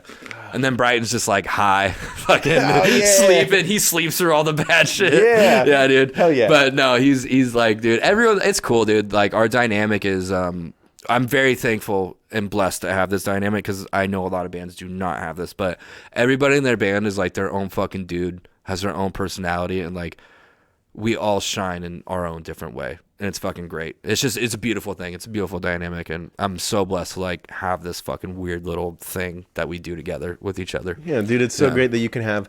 I mean, you can really cover a lot of the areas of your life. Right? Like you can I have friendship. I have my time. I have something that I'm doing that's fruitful. I have something that's not just short term; it's long term. Yeah. What's your guys's like so you just released the album, obviously you still have like a lot of momentum. What's what's your flirting with the next 5 years? Like, do you guys just gonna keep going, keep making music? So that's the other thing. Like we just the other week we that's the other thing. We write music in Eric's bedroom. like we're sitting on his bed, like writing riffs and shit. Yes. Like, dude, it's like the most like not fancy shit either. Like this room we're in right now, like kicks the shit out of like where we like make our records. This does? Yeah, dude. Yeah. We're not in studios or anything like that. We're in our guitar player's bedroom. And because he's also an audio engineer, so he does all of our shit. Great. So it's tight, but yeah, it sounds good. I was listening to it on Spotify when I was in the shower this morning. Sounds thank great. you. Yeah. Does he master it too? Yep. All Eric, yeah. Dude, you guys, like any of you that downplay yourself, look at what you all do. Like the fact that you all this in-house shit is so crazy. We are blessed with that too. Yeah, we're able to do so much shit in-house that it's like it's a blessing and a curse because like I wish there was times where I could be like, let's just pay this motherfucker so we don't have to deal with it. Of course. Oh, like. You know, and then like I remember when we were sending off masters for this shit, like Eric was he was going through some like you know, because like it's our label debut. There was so much pressure, and he was like I remember we submitted the masters, and he calls me one morning freaking out, and he was like, "Dude, is it too late? I want to go back to the old versions. Like I want to. No, we can't do no it." doubt. And no I was doubt. like, dude, it's already sent off to distro. No, there's nothing we can do about it. And it was just like, fuck. And I was like, dude, it's not that bad. Just chill out. Like, and then how did it sound? Was it fine? Yeah, it's what you hear on Spotify now. It sounds exactly fine. But like, dude, there was those moments where like he was tripping and then like it made me trip for a second. But then I had to be like, dude, it's fine. It's fine. It's all good. See, I need that because I think it's probably the brain of an engineer. I can't let shit go. Like I'm like... even once it's out, I'm like, oh, I could have done this better. I could have done this better. Yeah. Oh, and that's part of being that's part of being an artist and engineer too. And like me and him, we're both like that. Like every music video I see, I'm like, oh, I could have changed that. Could have done that. Right. You know, could have, should have, would have. But like that's the one thing like you know, I've always been pretty good at is like not getting hung up on that shit. And like you know, always like there's some people that just won't put shit out because they're so caught up in like what they did yesterday. Yes. And it's just like, dude, that's so unhealthy. Yes. Putting out something is always better than putting out nothing. Yeah. You just need to put shit out there. Dude, we were talking about, you could probably weigh in on this because you know social media pretty well and you know the dynamics of crowds and stuff. So social media. Social media is a crazy one. So Gary Vee, do you know who that is? He's an entrepreneur. So I listened to him, man. He had this perspective I was listening to a while back about... So like Instagram not having likes, right? So they're gonna get rid of likes. Instagram's such a fucker, dude. Instagram is such a fucker. Fucked me so hard. So the people, okay. So say you have, I had the same scenario. Say you have 5 songs. They're completely different genres, and you're like, I like all of them, and the only one that gets popular is number 4, and it's a fucking country song, and you're like, oh, country's pretty cool, but like I love country, but that one gets popular, yeah. And so you have your whole career, the next 5 years, you're just like country music, because that one was the most popular out of the 5 videos you posted. Now you just let the popularity of that one video decide your whole career because of the likes on Instagram. And Gary Vee was saying like this is something you should do. No. He was basically pointing out that like that's a flaw. Like it's taking. Instagram is almost like capturing an artist's mind and like using it to sell. No, yeah, because before the algorithm really fucked my shit up. Like, dude, because I got like 11,000 followers on Instagram, and I remember like a year or two ago, I'd post anything and get fucking thousands of likes, all this shit, and I'll be like, fuck yeah, you know, feels good in the head, dude. I'm not gonna fucking lie, felt fucking good. Comments everywhere, dude. Like I had girls fucking being like, oh my god, you're so hot, and I was like, oh, that's sick. I've never got called hot before, dude. Yeah, dude, it was sick. And then like the algorithm started hitting in, and then that's when I noticed I'm getting more attention when I post a selfie than like my music shit. Then that starts fucking with your brain. And actually this last year, like when like that actually fucked me up pretty hard, because now like if I post something, I'm lucky if it breaks 100 likes. And when you go from you're getting thousands of likes and interactions on your shit down to like nothing, like even with the algorithm stuff, you're conscious, you know it's there. But for me, it was like, and I deal with like depression and shit like that already. Yeah. So it was like a big like mind fuck for me. That's a catapult. And it fucked me up pretty hard for a little bit. And I had to like transition it really, really roughly. But it was, dude, yeah, it was fucked, man. It was weird. You're so used to like getting all this shit, and then like it just stops out of nowhere, and then you're like, what's wrong with me? Am I not like, do people not like me anymore? Right. Why aren't like... Just a month ago, like I was getting all these likes and comments. And you can't even logically talk yourself out of it because you're like, oh, okay, it's the algorithm, whatever. But you still have this feeling, and then it just keeps going down more, and you're just like, okay, maybe it's not the algorithm, maybe it's me. Right. You know, like, is it really happening this bad? Is it really... Dude, what silly freaking thoughts, right? Oh, dude, like, so we weird. grab onto those like they're us. Dude, yeah, and then it started happening to our band page too. And then I was like, okay, that's when I was just like, all right, fuck Instagram. Like, yeah, dude. I use it just because I have to. Mm-hmm. That's how it is. Like, it's just, yeah, it's crazy. But no, I can't imagine being a band starting out right now with Facebook and Instagram at its current platforms, because like, dude, you are discouraged from the get-go. Right. On those platforms. Like, it's so tough. It's so tough. Yeah, it's almost... you're pretty far behind the race if you're just starting now. Exactly. So imagine like being like, or even you, like, you start a new music project and you're like, all new socials, bitch. Here we go. I know. Just like, fuck. Good luck, dude. Your reach is 5%. Go get them, dude. No, I've had this humbling though. It's kind of been nice because I started a new music project and I posted it just on my regular social medias. Yeah. And it's more of sound art. It really has nothing to do with any of my DJ stuff. It's very a lot of spoken word, poetry sort of stuff. Hell yeah. But it's like I released it after not having social media. I feel like I had kicked like the dopamine, like likes and stuff. Yeah. And the first couple ones, I released it and I was able to, like, I didn't really care about the likes and stuff. And I was like, oh, that's nice. Like, I'm getting more likes. That's cool. But it was like a light thing. I've learned. My transition was rough, but I learned, and now I'm like, that's just you got to do it. I think it's something that a lot of people are going to have to like cope with and deal with. Yeah. Because there's a lot of people who they think they're not, or they maybe don't realize it, but they're super addicted to like notifications and likes. Oh yeah. And it controls what they do. So like, I posted a picture of my blue eyeshadow or my red eyeshadow, and this one has more likes, so that's what I'm going to wear. I gotta do that. Like, what about deep inside? What about what you really want to wear today? Yeah, that's where it's fucked, man. It's and like. Yeah, I was never like, I've always been pretty aware of that stuff, especially with like my mental shit and all the shit I have going on. I knew that like that was a slippery slope, but just with like my transition with it all, I was aware, but it was still hard nonetheless, because like I was this guy that like I have people on the internet that know me for a thing. And then like it was like, oh, I'm reaching all of you guys. You guys are seeing all my shit and you guys are digging it, to like, oh, nothing.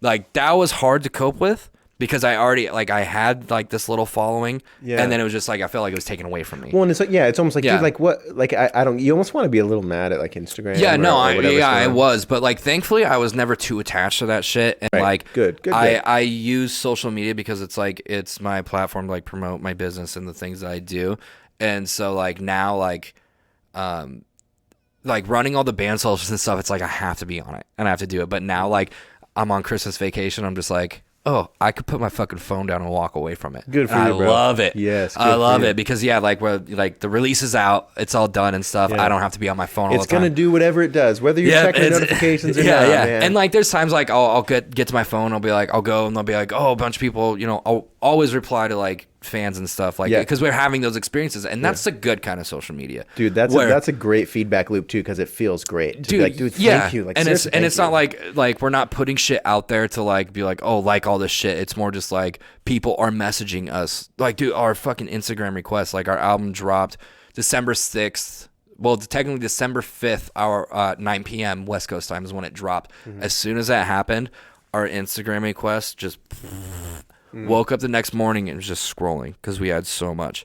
And so it's like our Instagram folder, it's still like I can't go through all of it because there's so many. Sometimes, does that ever stress you out when you see that number? You're it makes, well, with like going back to what we were saying earlier, like I feel like so much like I wish I can sit down and go through all of them, but I can't.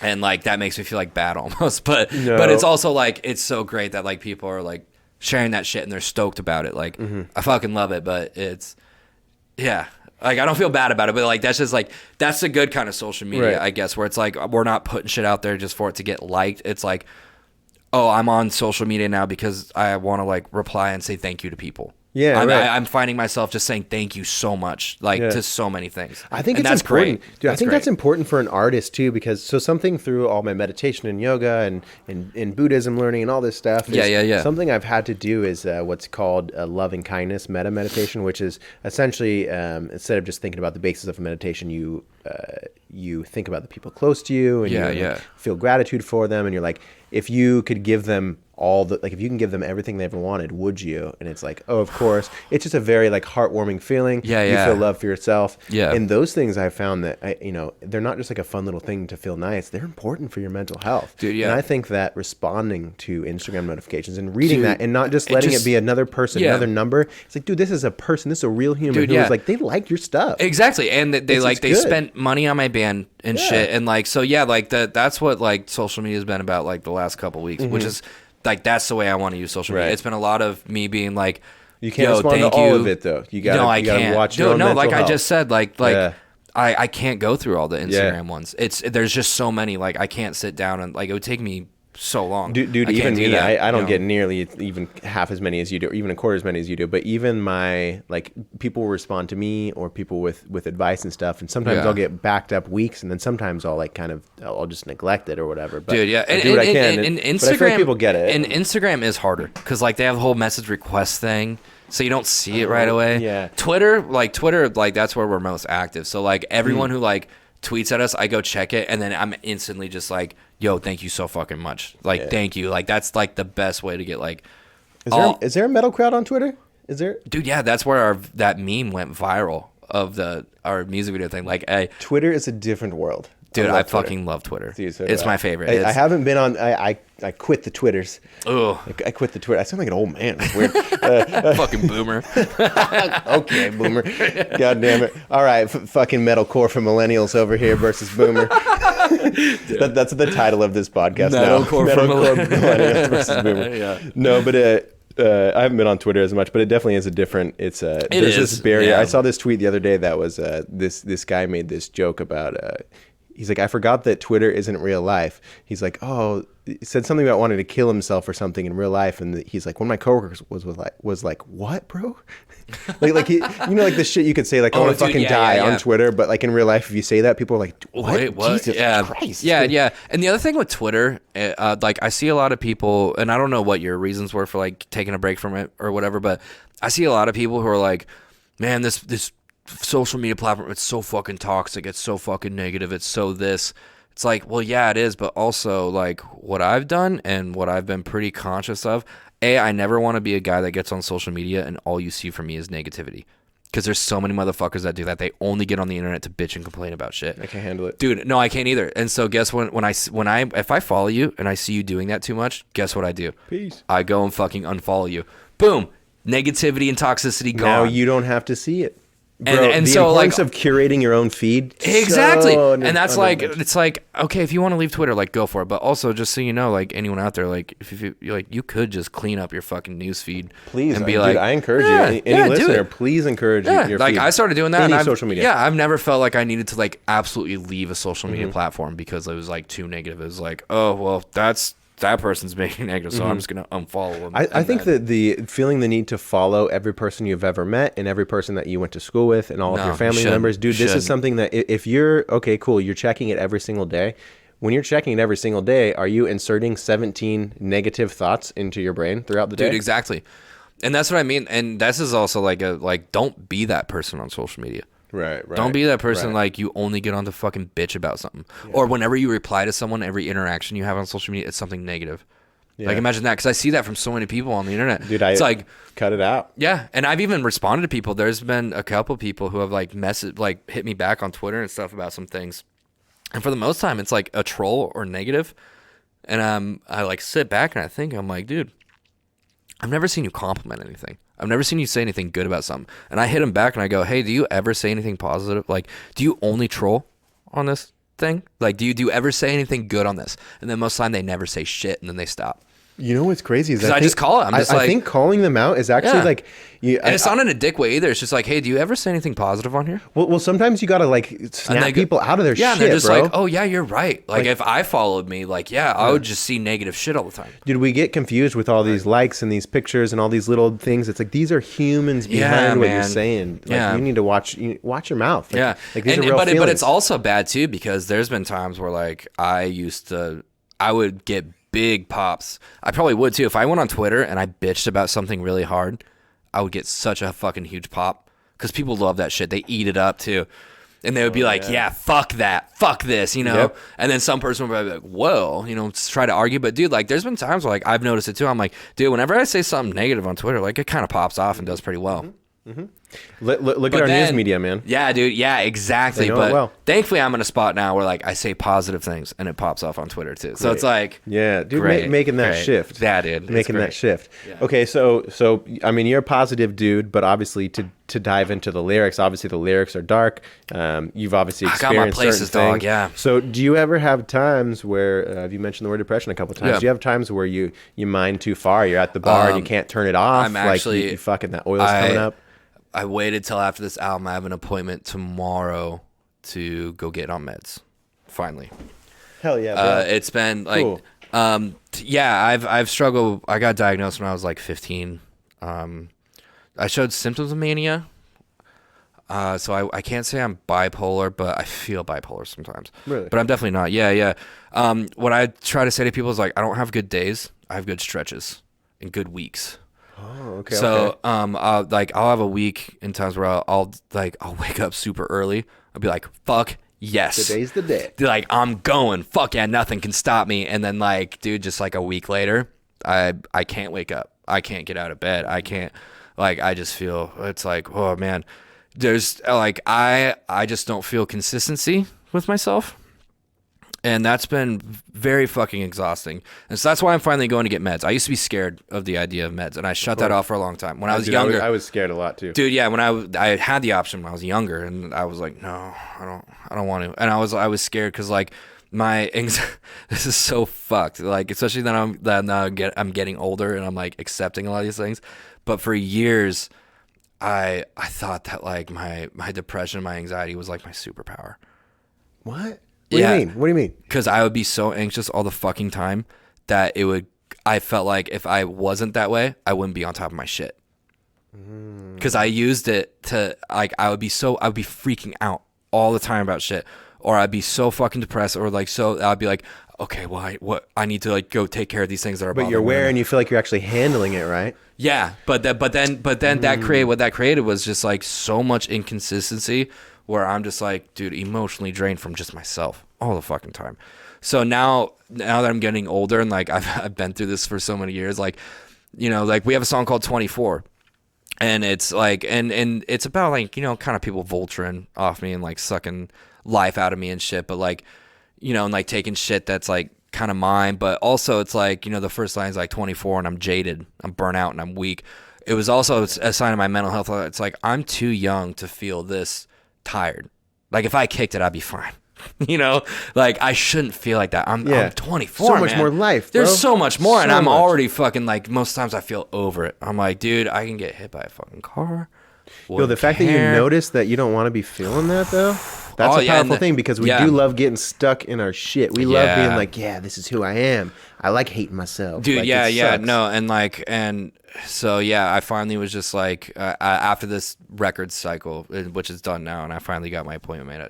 I wanted to wait till the record was out and stuff because I didn't know I was gonna fuck with my brain, and I didn't want to go. I didn't want to go out with my dudes and be like, hey, by the way, I'm starting to tour on antidepressants and shit. Like, you know. Hey, what's up? I'm on antidepressants. Yeah, like I didn't want to fuck with that. I didn't want to fuck with my brain. Well, that's good too. I feel like, you know, finally going in tomorrow to get that. And my biggest thing with that, my decision was like, I just want to feel consistent. And I talked to my mom, and like she's on meds and stuff too, so it like runs in the family and stuff. And I asked her, I was like, well, am I gonna like lose my edge? You know, am I gonna lose my fucking like superpower? That's what I call it. It's my superpower. Right, but that's so fucked up because it's not my superpower. You know, well, like that's. You know what's crazy is, but my mom was like, no, you won't, because my mom's a go-getter. She's a fucking hustler just like me. She's like, she fucking kills it. She makes like 6 figures at Kaiser. She started out as a pharmacist tech, no college experience, and is fucking like running shit at fucking like modules and shit now. Epic. My mom's my fucking superhero. She's fucking awesome. So yes, so she was like, no, you won't lose your edge. Trust me. And I was like, okay, cool. It's cool that you're able to have that conversation with her. It is very good. Well, dude, I love my mom. And something that I always try to tell people too, because I've done the antidepressant route, it's not forever. Like if it's just, you know, maybe it's a couple years, maybe it's 10 years, maybe I don't fucking know. Yeah. And you don't know, and you don't have to know. Exactly. But just, I think the emphasis on going in and taking the pill and doing it is like, I want to try it so much. Yeah. Try it. And dude, try a couple different ones. If it doesn't work, try another. It took me almost 10 years to come to terms with like, maybe I should get on medication. Right. Because it's been 10 years of just constant battling with myself.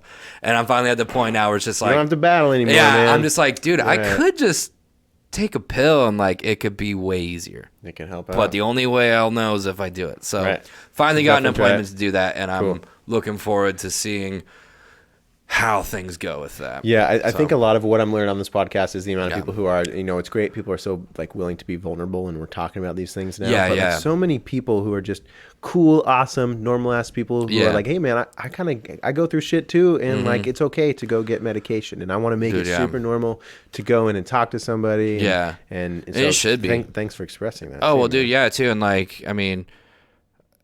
Yeah, it's just it's weird. Like it's not. I'm trying to find my words, but like, yeah, dude. Like it's a lot of I just exhaustion. That's the only way I can put it. It's just like I'm exhausted. I'm tired of being tired, and it's like, man, it's just it's been a long road, but it's only been like not even 10 years.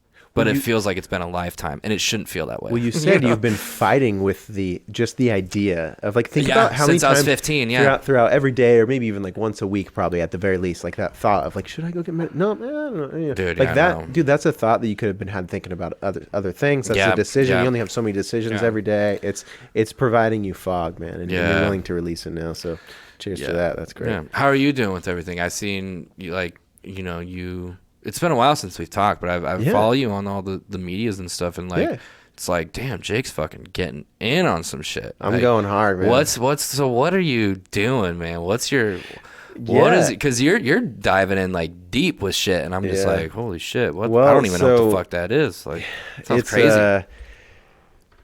Well, all right. So essentially, for me, it's been like I've been following my DJ path and my music path, but I've also I loved like the motivational speaker, the authorship, the words, the poetry. Like there's so many things that I'm into, and a lot of it is like.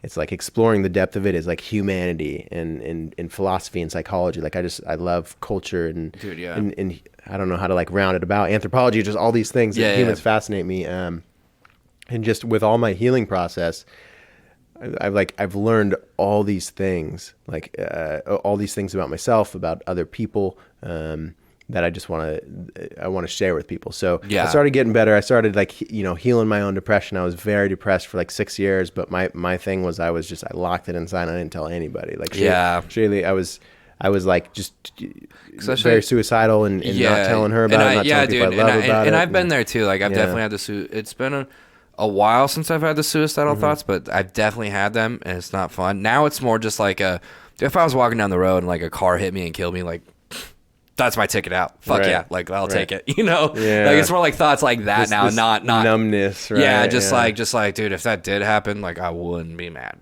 Right. Like, or if I got, terminally sick and died in a week, like, hey, that's my punch card just out. This like, accepting. That's my fucking it's time to go.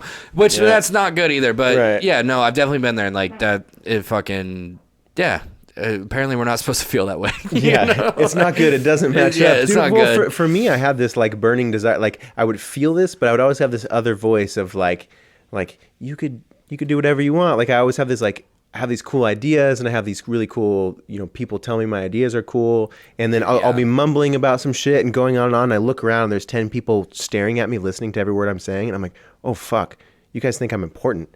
I have these moments, and I used to just get so nervous. And I remember I would have people when I was younger, like teachers and stuff. I didn't have my family telling me they believed in me, but I had a couple teachers, and they would pull me to the side, like, Jake, you're a leader. Did you do really bad in school too? No, I did really good in school. Oh, actually. I was really bad, and I had teachers all the time being like, "There's so much potential in you."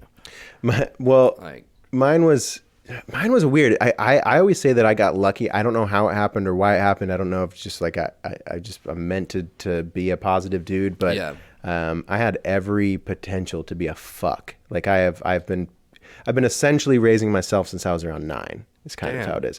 9. Well, I was living on my own when I was 15, But really, I didn't know that. But I don't know what your home life was. I didn't know where you came so from. I haven't edited it. I haven't edited it yet, but I had Did you do like a tell-all? I did a tell-all. Okay, fuck yeah. It was essentially I tried to record the fucking thing to where I'm like, who's Jake Ryan's and what does Junkyard love? Yeah. And I rambled for 10 minutes and just kind of cried a little bit. Fuck. And so I was like, well, damn. And so I had Shaylee interview me. That's okay. We did a little more crying, but I kind of we talked about like my traumatic childhood. I just the thing is I really want on this podcast I want to set the stage for people to be vulnerable and be their true selves and because I feel I'm trying to explain it. No, it's hard to find the words. I get it. I want to walk around as a portal to. And I can say I know what you're saying, and I'm just gonna say this is a perfect place for it because I've done quite a bit of podcasts, and I definitely I feel so fucking comfortable here.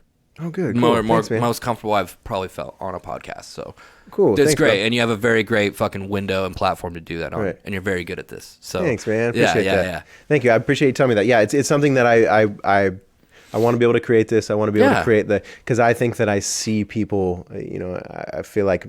Maybe it's a gift if you want to call it. I can see the real people. I really if they could be bullshitting to me, and I'm just like, you're not saying what you're really saying. Dude, I know it. I see you, man. And I feel like I have an innate ability that I can sharpen. Yeah, that's why I hit you up to come do this because I knew this about you, and I was like, I want to talk to Jake. Like this would be really fun because I know me and him. Like it's no bullshit. Like we can actually be real with each other. Like this will be fun. Yeah. Even if this wasn't recorded, this would still be a fucking blast. Yeah, it's just cool to even catch up. That's the crazy thing. Like I said, I feel like I'm just like, I found this little life hack where I'm like, hey, do you want to learn about this cool shit? Do you want to seek novelty? Do you want to catch up with your friends? Do you want to have a beer while you talk to your friends? Dude, Cheers, buddy. Cheers, dude. It's great, man. I'm mining the world for knowledge, and I hope that I'm like sparking inspiration and creativity in everybody. Dude, I want to do that. So this is great. Yeah. It's wonderful, man. The life of an artist. It's a crazy life, dude, and it's definitely it's not you gotta have a fucking spine to fucking do this art shit, man. Like it's definitely not for everyone, and if it was, then everyone would fucking do it. Especially if you're trying to make money and shit. Like I said, dude, I think the biggest quote of mine on this podcast is gotta eat shit and learn to love it. Not just eat shit, but you gotta learn how to love eating shit. That's exactly. Being an artist. I think the most important thing you could do is eat shit, though. I think, dude, we have this like you need to. What I get a lot. Okay, so think about guitar. Like if I'm like, hey, you want to play guitar? If someone who doesn't play guitar, they'd be like, I suck at guitar, I can't play it, and they would put their hands up. But it's like you can eat shit if you want to play guitar. You're not going to pick it up and play it and be a brilliant genius. Yeah, and since you're not a douchebag, you'd probably be like, well, here's a chord. Like, put your fingers here. Show them. Show them something. Yeah. See, this is how you start. Well, and here's the thing is, once you meet a bunch of musicians and DJs and all these people, you start to realize that they're like, dude, I want to show you. Like, you want to learn the language that I communicate my emotions in? Okay. Yeah. I'll teach you. Dude, yeah. So I think you could probably concur with that. Any musician... Yeah. Like you can hit them up and they'd probably be happy to show you a few things. Dude, yeah. And there was even with like graphic design and stuff like that. It's not as like open book because there's some assholes out there that are sticklers with their trade. But when I was first starting out, there were a couple designers who they're still like they do fucking great shit. One of them works for Rise Records. His name's Alan Ashcraft, and he does great fucking work for like really big bands. And when I was first starting out and I was really shitty, he was one of the guys that like I would hit him up and he would always message me back. And he was really fucking cool. And in the sense of like I was young, didn't know shit about it, didn't know shit about the business. That's the other thing. Once you learn the craft, that's one thing, but then you got to learn the business. Oh man. And that's there's levels to this shit. And that's a whole other ballpark, and that's a whole other fucking just you're gonna get I got fucking thumped when I got started. All the fun stuff, you're like, all right, take everything that you thought was fun and then make it monetary. Yeah. And then but yeah, he was always really cool to me, and I remember him saying like, yeah, when I started out in this shit, I had people do this for me, so I'm trying to pass that back. And I'm like, fuck yeah, that's really cool. But then at the same time, I had other people who, would slam me for certain things online publicly and be like, design snobs, instead of... Bro, I get the same shit in the DJ world. Exactly, yeah. Every art world has it, But thank God for people like that, like Alan. I'm pretty sure you have people out there too that, so many. You looked up to and you were like, oh, I'm just gonna send them a fucking message and like they helped you and they're like, yeah, go, they gave you advice and like that's cool. There needs to be. There are people out there, but I just wish there was a little more. Well, and I think even outside of like messaging someone and having them reply, I always talk about like the hero that you walk around as. Like you're always wearing a cape. Like there's always whoever the fuck you are, you're somebody's idol, and there's somebody looking up to you. Yeah. Like whatever you're doing at all times. I remember I saw you were talking about you guys go ham for 5 people. Like you're going in. So the kids in the crowd, if they're in a band, they're like, I saw this band and they went in for us. So that's what I'm going to do. I remember I saw John Bellion at Peter's room downstairs of Roseland. Oh fuck yeah. That's a cool room. And I love it down there. Yeah. But it was like, first time I saw him, I was like obsessed with him. Like recently, like a couple weeks listening to him, I was like, oh, he's in Portland. So I went and saw him. It was like 100 people or something.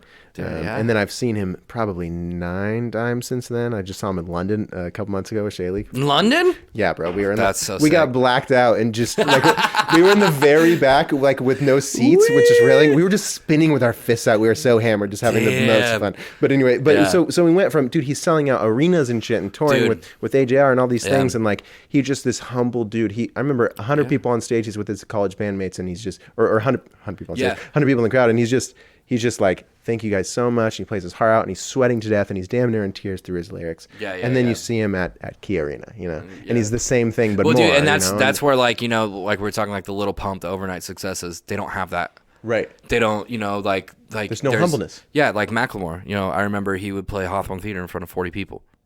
And then he ended up, now he's in fucking Moda Center and shit. Like, dude, I feel like as an artist, like if you are gonna make it, you are gonna break, you are gonna be fucking famous.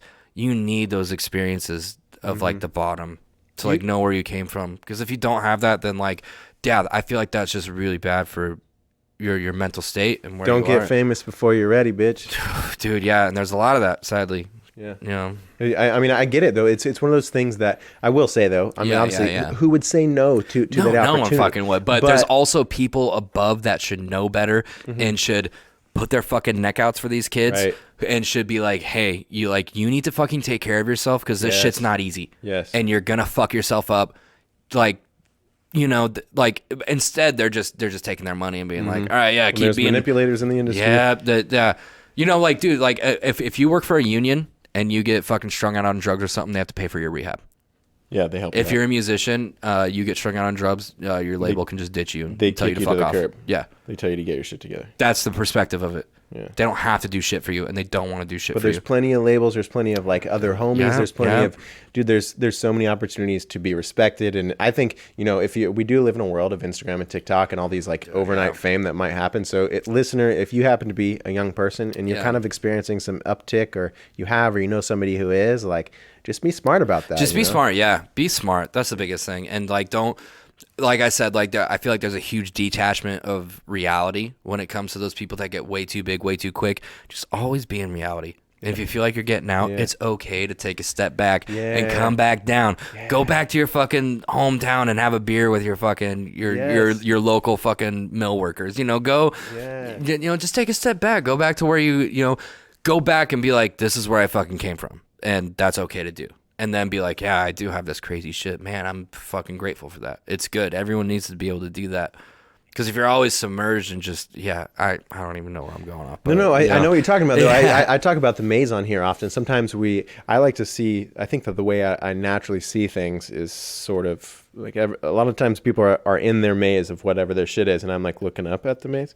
A lot of times we're so into our maze and we're fighting all of our individual, like, get the fuck back, the Democrats, get the fuck back, Republicans, get the fuck back, country artists, or whatever it is. But you forget that you're in a maze, and it's just like, oh, just look up that's and what remember, you're in a maze. You're fighting these individual little things. Like all that, like that fame and all that shit. It's reality, but it's only reality to a certain extent. At the end of the day, you still need loved ones to come home to, like real loved ones. And that's the thing. A lot of these kids, like these little pumps, like just fucking porn stars who are just like, I'm just fucking you because you're the flavor of the week. Jesus, do they not understand that they're gonna be? No, they don't understand that. Like, dude, like, and that's what would fuck with your mind. It's just like, dude, like, you're like fucking you is just clout. Right. Hanging out with you is clout for me. I'm not hanging out with you exactly like, dude, just imagine being surrounded by that all the time and thinking that it's real. Honestly, it makes me like, so like it's just sad, honestly. It's sad. Yeah, dude, it's really sad. Because Dude, when I was 14, if you gave me everything I ever wanted, I would have loved to have it forever. Fuck yeah. You don't know, dude. It's a thing. You don't know. When you're 2 years old, you want a binky or whatever. Yeah, I don't know how old you are with a binky, but... And it could also go back to, that dude at that fucking Ford dealership that I met. Grass ain't always greener, man. Yeah. It's the same thing. You could be there, but it's like, dude, just because it seems all good doesn't mean it is. Yeah. And, yeah, at the end of the day, we're all human and everyone's got their shit.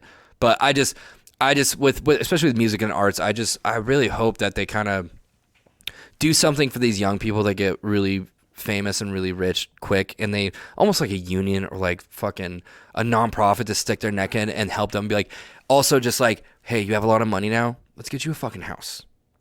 Let's get you invested in financial things. Advisor. Dude, yeah. And then someone that's not financially advising for them. It's like nonprofit, and someone that's like, well, let's get you counseling. Let's get you things to like keep your head fucking straight. Yeah, listen to their lyrics. What are they saying? Dude. What do they maybe need? And like, that's the other thing, dude. Justin basis. Bieber, that's what I say about him all the time. I guarantee if he was singing about his fucking mom and dad's divorce more and not about baby this and having a girlfriend when he was 15 years old, probably wouldn't have been such a big douchebag. Oh, well, that goes back to the thing about the likes. So think about it. They're like, hey, Usher came to him, and he's like, hey, you know what's going to sell is you saying baby. Yeah, singing about little fucking 13-year-old girls and being their possible, right. No, that's not fucking real. That's definitely his path, and I don't know, like, I mean, it's probably an important path. Yeah, and like, he figured himself out and shit, but like, dude, just imagine if like, that little kid was like, hey, like, your parents did get divorced. That really did fuck with your head. Do you want to talk about it? Right.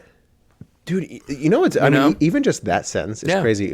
Going through all these like traumatic experiences, it happens to a lot of people. Yeah, and like, and that like that really wasn't his option. It was like, here's a song, fucking, here's the lyrics, fucking sing it, little bitch, fucking go. We're gonna make you. You're a fucking power machine now.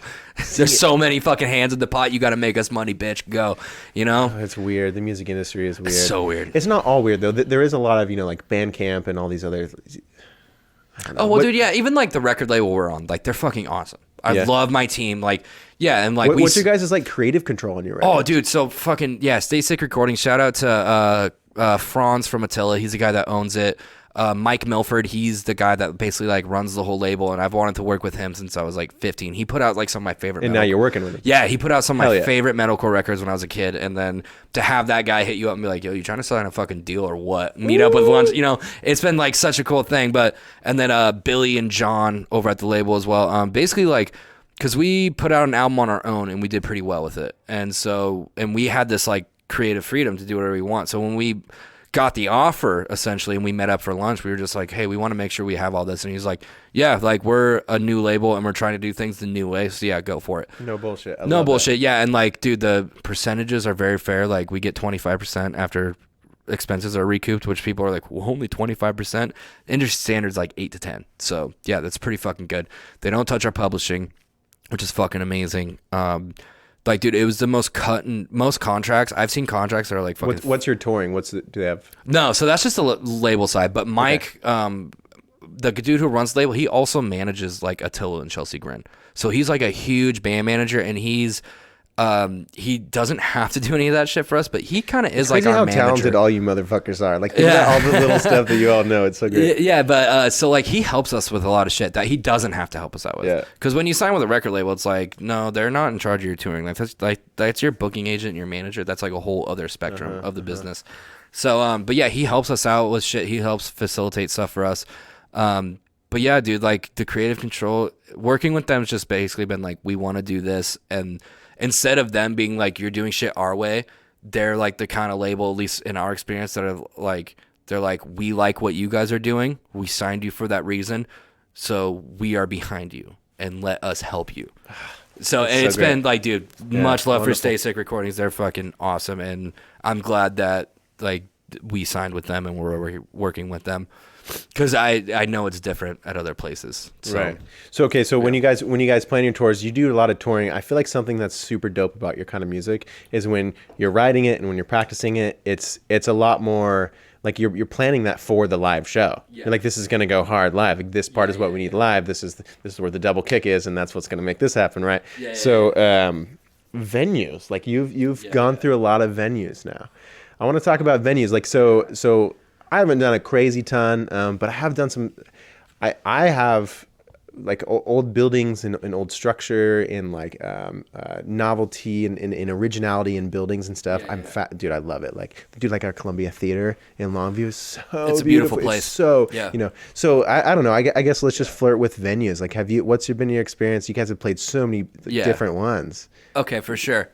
Yeah, so like that's kind of like the blessing and the curse with like this world of music I'm in. We've played really fucking cool venues, and then we played some like some holes in the wall. I wouldn't wish any of my friends to play at these like venues. Just like dive bars or dude, worse than that. So like perfect example, like this last tour we just did, we started out at Hawthorne Theater, excuse me, and then went to El Corazon, which like those are like traditional historic like music venues, like in the sense that like they're old buildings. They're not like the nicest places in the world, but venue-wise, they're set up perfectly. Like they got green rooms, they got all this shit, and they just got rich fucking history. It's like everyone who's someone has been to these places and played. It's sick. And then like the night after that, we went to Boise. We played this venue that was like, walked in and I was like, whoa, this is way like almost over the top. Like huge fucking room, way bigger than like we should have been in. Like they had like pro fucking like lighting shit. They had like all this stuff. It was a brand new building almost. Like it was super sick, don't get me wrong, but like it was a newer place, really fucking nice. So it was like still kind of weird in that sense. And then like we went to Salt Lake City, Utah and played in a garage that was converted into a venue that didn't have any heat. And it was like 30 degrees. That's good for a guitar player in his fingers. Dude, yeah. And like just like the smallest little shithole in the wall, like, I'm not going to say the venue name, but like people weren't very competent at their jobs there. But it's like, wait, we're in a garage. So yeah, like I don't fucking blame you. Like, like the bar's lower. Let's accept like, dude, the bar's so low. Yeah. So like there's been like, dude, it's every tour, like it fluctuates so much. We've played places that like, it's like one night we're like at this like huge fucking theater, like place that like, fucking 36 Crazy Fish just played or some shit, or like fucking I don't know, like some band that you're just like, oh shit, they were just here last night, and then like the next day you're like in this fucking like goddamn, I've played the back room of a skate shop that was like no bigger than this garage that also had a half pipe in it, so we had to play on the half pipe. That kind of sounds tight. And that's the thing. Sometimes those small shows, like those, like dude, like literally we've played venues that are smaller than this room we're in right now. Baller. Dude, yeah, and sometimes it's really sick, and sometimes it's really not sick. It's sick when, like, because, like, when it's this small, you could put 20 people in here, and it would feel fucking packed. And it's sick, and you can get some mad energy in there. Oh, man. So I have actually, before I redid this room, before I made it a studio, when it was more of just kind of like, I was down, it was like a man cave. Like, Did you throw parties down here and shit? Yeah, I had a couple, me and my close homies, we did, it was like 20 people, and we did like more of a sentimental vibe. That's sick. I rapped a little bit. Fuck yeah. I challenged myself. So you get it. Yeah. Yeah. So you can catch the vibe when it's a small room, but it is kind of hard when it's like, it's such a small room that people are just like, it's like they're regular, like there's a regular at the bar. Yeah. And they're like, they hate that you're fucking there. Do you ever have that vibe? Oh no, because thank God. Well, dude, so that's the kind of good thing, but kind of bad thing. Like, because it's metal music, like you can't just go to any dive bar and be like, let's book a show. They're like, oh, no. That's true. It is selective. Yeah, it's very selective. So like, there's like bars that are like, no, you can't fucking play your metal music here. like no, fucking Sandra and fucking Kathy, who are teachers at the school and are coming for their fucking afternoon rosé, do not want to fucking hear your breakdowns. Yeah, because they have to wake up tomorrow morning and send a postcard to Carol. Exactly. Yeah. So like, that's the cool thing. Whenever we are playing these venues, it's harder to find them, but like, thankfully we're at the point where like we usually don't have to book our tours anymore, and like we're kind of established, so we don't have to worry about finding places to play. You guys have put your time in. Yeah. But yeah, it's like the places we play, it's mainly like, oh, you're gonna get some kind of alternative music scene through here, and that's what it's made for. So that's cool. Yeah. But yeah, that definitely comes with like this is definitely very alternative. This is there's not a whole lot of money coming to this place, is there? I feel like music has venues have different vibes. Like I said, I love different venues. I mean, I do more. For my audio engineering, I do more like corporate gigs. So it's not as intricate. There's not as many like details to like what's that Sharpie say down there in the corner. But there I like finding myself like. I'm not supposed to be in this service hallway, so let's check that out. Or I'm up here in the bleachers while people are setting up down here. I like just intricate things. So I'm sure that you've explored venues in different ways. Yeah. So green rooms, for any listener who doesn't know, green room is for the artist to prepare in before, right? Or do your drugs, drinking, do your chill, drugs, hang out, get the hookers in there. Yeah, I usually do like a little bit of like power yoga before the set or something like that. Do you really? Yeah, like DDP yoga. I did that program for like 6 months straight. No fucking way! I cannot wait. I'm gonna make you talk about this for an hour now. Okay. I'm a bitch though, and sadly, like I fell off the wagon. But me doing it that long, I actually learned so much from. Really? Because I did it almost every day for 6 months straight. And like, dude, I felt the best I've ever felt in my life, but I don't know what happened. I just haven't done it in so long. Dude, you never failed. I mean, you're starting to do it right now. That's all. But like my little brother, like he wrestles and stuff. And last night he was like, man, my lower back and my hips hurt. And I was like, well, I know why that is. Come here. And like, I was able to like do some yoga shit with him. And he was like, like I feel way looser. And I was like, yeah. And like, there was some shit that like I was doing no problem just from like the little time I had with yoga that he was like, dude, like the natural, just like, heels on the ground, squatting down completely. Right. A lot of people can't do that. Yeah. And like it was like he was like, yeah, this hurts. And I was like, yeah, because your hips are like closed. Like, dude, you need to open that shit up. And yeah, I led him through some stuff. That shit is magical, dude. Man. Exactly. Hips, your hips. There's, dude. I think hips. That's the key to everything, dude. In your hips, there man. is downright mystical secrets. It is, man. Hips. Yes. Man, okay. So I'll do this after this. Let's dive into DDP yeah, but yoga, like, and DDP, it's also power yoga too. So like, it works on like, like I'll get a pump in, I'll get a stretch, I'll get a pump. So like, I feel loose, but also like I just did a bunch of. Well, wait, okay. So DDP yoga is Diamond Dallas Page, the old wrestler, and his was like combined with calisthenics, right? And physical therapy. His is just like it's power yoga essentially. Dude. I can't wait to try it. I feel like I want to. Dude, I think I'm gonna buy it. I my girl Adrian, just yoga with Adrian on YouTube. Yeah. I would never torrent anything in my whole life. Yeah, neither would I. If you can, just yeah, I feel you. Yeah. No, I'm just kidding. I don't really care. I mean, I've never torrented anything in my life. Actually, no. When I was 16, I torrented Ableton because I had somebody else do it. We've never torrented a CD or an album or anything either. Yeah. Cease and desist. Yeah. Thankfully, we have streaming companies that just do that for us now, and we just pay them $9 a month. Precisely. Yeah. So you're in the green room doing your yoga. Yeah. Doing excessive amounts of just heroin in your butt. All these things that metal people do. Yep. Yeah. Okay. Exactly. Yeah, but yeah, dude, every venue does have its own vibe, and that's what I mean. Like, we went from like Hawthorne and El Corazon, which are like your typical famous fucking rock and roll venues. Yep. The vibe, you walk in, you're like, yep, we're definitely playing a fucking like rock and roll metal show tonight. You can feel it, right? You can feel it, yeah. And there's so much history there. And then that's what I mean. Like, we went to this other venue in Boise that was like, it was really nice, but it was like too nice.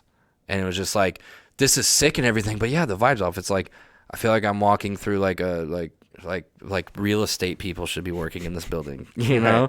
You're like, can somebody break a glass? Yeah, yeah. Can we throw some fucking shitty stickers on the wall? Can we make it smell like cigarettes? Yeah. Can we play Anti-Flag on TouchTunes, please? Yeah, no, but they like, don't get me wrong. The venue is super sick. The people that work there were probably some of the best people that we've like ran into, because that's the thing with these traditional like rock and roll metal venues. Like, everyone that works there, I think it's like a rule that you have to be like jaded and just like a fucking asshole to everyone. Damn. But that's part of the richness, dude. When you go to El Corazon, I'm like, yep, I know all these people. They're gonna be kind of assholes. It's just how they are. It's all good, baby. Sometimes they can turn out to be like those people that once you get to know them, it's like, man, I've seen your stupid ass. Dude, yeah. I've seen you for 5 years. You're always an asshole. What's up, Steve? Yeah, and like that's kind of how it is at the El Corazon. Like, yeah, like, dude, but there's just, it's so hard to explain just the rich history of like an authentic venue. And yeah, all those guys have been dealing with fucking punk ass little punk rock metal They've gotta kids. Be hard, man. Dude, yeah, they're hard as fuck. And but yeah, so like, especially you go to millennials, and then nowadays. you go to like this other venue where it's like, it's a coffee shop in front, and then this like huge, it feels like a modern updated like mega church. Oh. Like as far as like the look and the vibe. Like it's no crazy, one's Christian. I know exactly the feeling. Yeah. Like when you walk in, I could say fuck, I can do all this stuff. No one's like being like, you can't swear or anything. But like the look of it and the feel, like the room, it's like if a church was like, oh, we need to, like the electric bean. Right. Feels like that. Feels like that. Totally. Yeah. Okay. Do you ever feel like it's modern? It's like as the musician on stage, especially the lead man, it's you're in control of the vibe. I mean, vibe is such a condensed word and BuzzFeed word. But do you ever feel like you have to do a little more in those rooms? Like maybe like reset it yourself, or like. Yeah, either do more or do less or change it, and that's the thing. It's kind of like change what you do or change. Yeah, okay. And like not drastically, because like I mean we got our shit down to like kind of like we have our blueprint. Also, we're the kind of band where like we press spacebar on our MacBook and we're on the grid with everything. Well, because you prepared. Well, yeah, and we backtrack our second guitar through an actual rig. That's why there's 4 of us, not 5 of us. And then, like, we have backtracks that go through the house, so our drummer needs to be on a metronome in order to do that. Dude, I would love to brainstorm later, actually, about how you guys do all this stuff. Oh, I can. Super interesting to me. Clinic. I haven't worked with a ton of bands, actually. Yeah, no, it's sick. I love our library. It's so dope. Cool. But, yeah, so, like, but the way we did it, and we have, like, interludes before all the songs, but, yeah, we hit spacebar, and, like, our whole set goes. And we know everything that's going to happen. And, like, even down to, like, the things I need to talk about, the things I need to push, and all that stuff. And so it's like sometimes there's nights where it's like just like, if it's like a smaller, if it's like for example, like our Seattle and Portland shows is like big dick rooms, big dick vibes, people are fucking there to see us. I can be the fucking man. I don't have to be so intimate. I can say whatever the fuck I want and just use hype fucking phrases of speech. And then like when the shows get smaller and stuff, that's when I could, I'm like, I can't go up and just be big dick all the time. It would feel weird. So that's when I change it up, and I'm just a little more intimate. I'm a little more myself and a little more. Dude, you have to put on this, it's a mask for sure, but when you're aware of it and you're kind of in control of it. And I know when to turn it on and when not to. Right. Because with the big shows like that, it's part of the show. Like when it's those big ones. But when it's like, I'm in a room full of like new people and stuff, and like, I'm not going to go up and just be like, I'm not like, it feels wrong going up and being like, yo, fucking what's up, motherfuckers? Yeah, like, and I still do stuff like that to like get him. Carol's like, Jesus. Yeah, but like out with Kathy and we're dude, yeah, and like I still do that to an extent, but like not as like hardcore as if like it's different when the whole room's there to see you. Right. And it is. Dude, hey, I've experienced that too, man. Like I said, I wrote when the whole room's there to see you, dude. You can say whatever the fuck you want, and you'll get a reaction. So tight, dude. Yeah, so tight. But it's something that you have to keep control of, man. Exactly. You go get a you got to wear a different mask and have a different vest on each night. That's what I mean. Like the changes I have to make and like the vibe and stuff. It's like obviously I read the fucking room. That's part of being a front man. If you don't read the room and you're a front man, you need to fucking do that because you're probably making a fucking fool out of yourself. You want a little detail on reading the room? This is something just because I'm a DJ, so I can kind of you have to read the room too. So when you're reading the room, do you read the room before? So like after sound check, and you're like, okay, we've got fucking 30 minutes, hour, whatever it is. Like, do you start watching the people who walk in? Do you sneak from backstage? What's your? I'll watch it. I'll keep my eyes open, and yeah, for sure. Yeah, I'm kind of like I have eyes. This last tour, I tried to not do that so much because I was kind of getting in my head with some shit. And I was like, no, like, dude, you just need to go out and put on the show you need to put on. Like, and I would find myself just thinking too hard about things. So I tried to not do that so much. But, yeah, I'm definitely, like, yeah, I'm going out and I'm seeing if there's people there. I'll ask promoters, like, how do you think tonight's going to go? That's like the worst question to ask, right? Dude, I know, yeah, but you got to do that. Yeah. So you think there's going to be some kids here tonight? Yeah. Or, And then you always bullshit yourself, too, right? You're always like... Yeah, I saw like a few people on. Yeah, it's definitely gonna be. You always like talk shit. Too. I always downplay ourselves. I'm just like, yeah, not downplay. I'm just like, yeah. I mean, should be a fun night. That's why I say should be fun. Hey, there you go. It's gonna be a fun night regardless. Dude, your brain's always listening. I always think that. Like, dude, like, fuck. Even if you're bullshitting yourself, like, you're at least listening. It's a fucking take that placebo from yourself. Yeah. Like, hey, man, it's gonna be a fun night. Yeah, I guess I don't downplay, but I try to not be the guy that's like, yeah. We drop pretty fucking big, and then, like, no one shows up. It's like, especially when you're talking to a promoter and you're trying to be like, yo, how's it looking tonight? It's just like, the best thing to say is just like, well, regardless, we're gonna have fun tonight. Yeah. It's always the best way to go. Yeah, It's like, yep, we are. Dude, at the end of the day, that's all you're really trying to do. It is, dude. That's all you're doing. Like, look what you're doing. Like, you gotta, you're trying all these things. You're touring. You're making all this music. But what what you can really be looking at, what you're doing is you're playing some music that you love with your friends. Yeah, and I'm like a vibe curator. Yeah. Well, dude, well, that's what I was talking about, actually. So when I was talking about kind of like a portal, I want to be a portal to people being their truest selves, their real heart. You're a vibe curator. Yeah. Well, that's the thing with these venues. You felt it. You walk in, you're like, this is a portal. People come here. The Lion, the Witch, and the Wardrobe, man. They have this. You go into the wardrobe and it takes you to somewhere else, but I think that certain people, certain venues, certain things, certain places have the power to be that portal. To elaborate on that too, there are certain venues like where with all of us in the band, it's like that show in Idaho, that venue that felt like more like a modern youth group church, Right. That was like hip and cool, but like it wasn't that by any means. But like we were all just like. Like those shows, we all walk off stage and we're like, we don't know how we did. Because it's like, it's so different. You're like, that was weird, but and then it's like, I don't know. And then it's like, oh, well, we sold a fuck ton of merch tonight, so obviously people liked it. So it's like, yeah, but it just felt weird, felt different.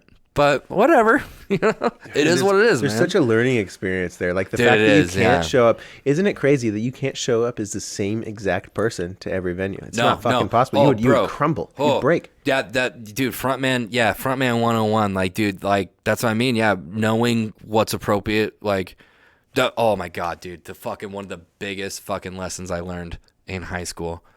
I was goofing off one time, and my fucking math teacher pulled me out in the hallway. He was friends with my dad, so he can be a hard ass on me. And he was like, "What the fuck are you doing?" And I was like, "I'm just fucking clowning around, dude." And he's like, "You know what the difference between a boy and a man is?" And I was like, "I don't know, one's 18." He says, "No, a man knows the right place and right time for everything." Blew my fucking mind. Took that shit with me till today. That shit that needs to go on this wall. Dude, the difference between a boy and a man is a man knows the right time and right place for everything. And like frontman, you gotta, when you go up on stage, you gotta know the right time, right place. Like, I gotta switch it up. I gotta be more like tonight's a night I need to be more personal with people. Tonight's a night where I can just fucking full rock star and give people the show experience. Like just knowing the right time and right place to do all that shit. Or like for a heckler to try to spark you, and you're like, am I going to be a boy and respond back and like have this like? Oh yeah, or am I going to be nice or I'm going to be a dick? Because in Portland sometimes you got to be a dick. Dude, sometimes you got to shut them down. Dude, in Portland, at our hometown show, because it's Portland, that's our hometown. Like, so you're feeling good too. Well, yeah, and if you heckle me, like, dude, there's this fucked up drunk guy just yelling shit at me when I'm trying to talk. What is with people yelling shit? Dude, I don't fucking know. But I straight up in the mic looked at him and said, "Hey, I'm trying to fucking talk here. Can you let me talk?" What'd he do? And just fucking like stop talking. I was like, and I think man. And I was just like, Jesus Christ, man. I was like, I'm just trying to fucking talk. Let me talk to the people. Yeah. And I said that, and he was like, oh. And then I just kept on doing my shit. Yeah. But I can't do that every night. Sometimes you got to pull people out of that, though. You really do. Dude. Like, and it's like I said, like, dude, that was our hometown crowd. So it was like the room was there for us. We were headlining. Like, I could have fucking called that guy a bitch and like got him thrown out of the show, and people probably still would have loved it. Not really, but like I know what you're saying. In those crowds, though, it's like it's really hard to be the bad guy. Dude, in those crowds. The crowd dynamics are pretty. It's pretty weird. Like for comedians, nowadays, this like call out culture, this whatever. I don't know what the fuck. I think the political thing has made it okay to yell shit at the person on stage. So I get people who don't realize that. Hey, I bet it's worse for you. Well, it is. Yeah, because this guy. Well, okay, maybe not. Though. No, but in Portland, this guy was just really drunk. Right, and that was it. But mine are people who. They yell shit as like a reaction, like just who they are. Yeah. And they don't realize that like the speakers are facing you and I'm on the other side of the speaker, so I hear you loud and clear, fuckhead. Yeah. So I have it's weird things. So for me, it's not so like it's not personal or anything. It's more of like they don't like the song, and so like change the song. They yell that, or they'll. Man, I don't know. People just say weird stuff, like, and it's like I'm looking at you, and I could hear you. What do you expect to happen here? Yeah. And so I have had times where I've shut down all the fucking music, and I got on the mic, and I'm like, hey man, you're yelling something. here's a mic if you'd like to say it so everybody can hear you. Dude, that's great. I I've done fucking it. love that. Well, and then they just shut the fuck up, don't they? It's happened in my hometown, which happened. Yeah. It was like a night where I had there was easily 55 people there who knew me. Yeah. And so people were like, "Is someone being mean to Jake?" Yo, who's fucking? People were squaring up. Literally, like, I had my going friends on? like grabbing him and pulling him out, and then the security guards threw him out. I think it was like it wasn't even a big deal, but it was but yeah, people are fucking with our boy, dude. You know, yeah. I mean, which that's cool to have. Well, so listen, here's the thing. Yeah. If you are a person who's listening, and for whatever reason nobody has ever taught you that it's not okay to yell anything at any point if you're a person in the crowd. This is at a movie, at a rock show, unless the dude on stage says, "Say fuck yeah," you say fuck yeah. Exactly. But otherwise, dude, your opinion, to me, honestly, even when you're telling a story and it's intimate and you're like, so I grew up in Portland, and then someone's like, fuck yeah, Portland.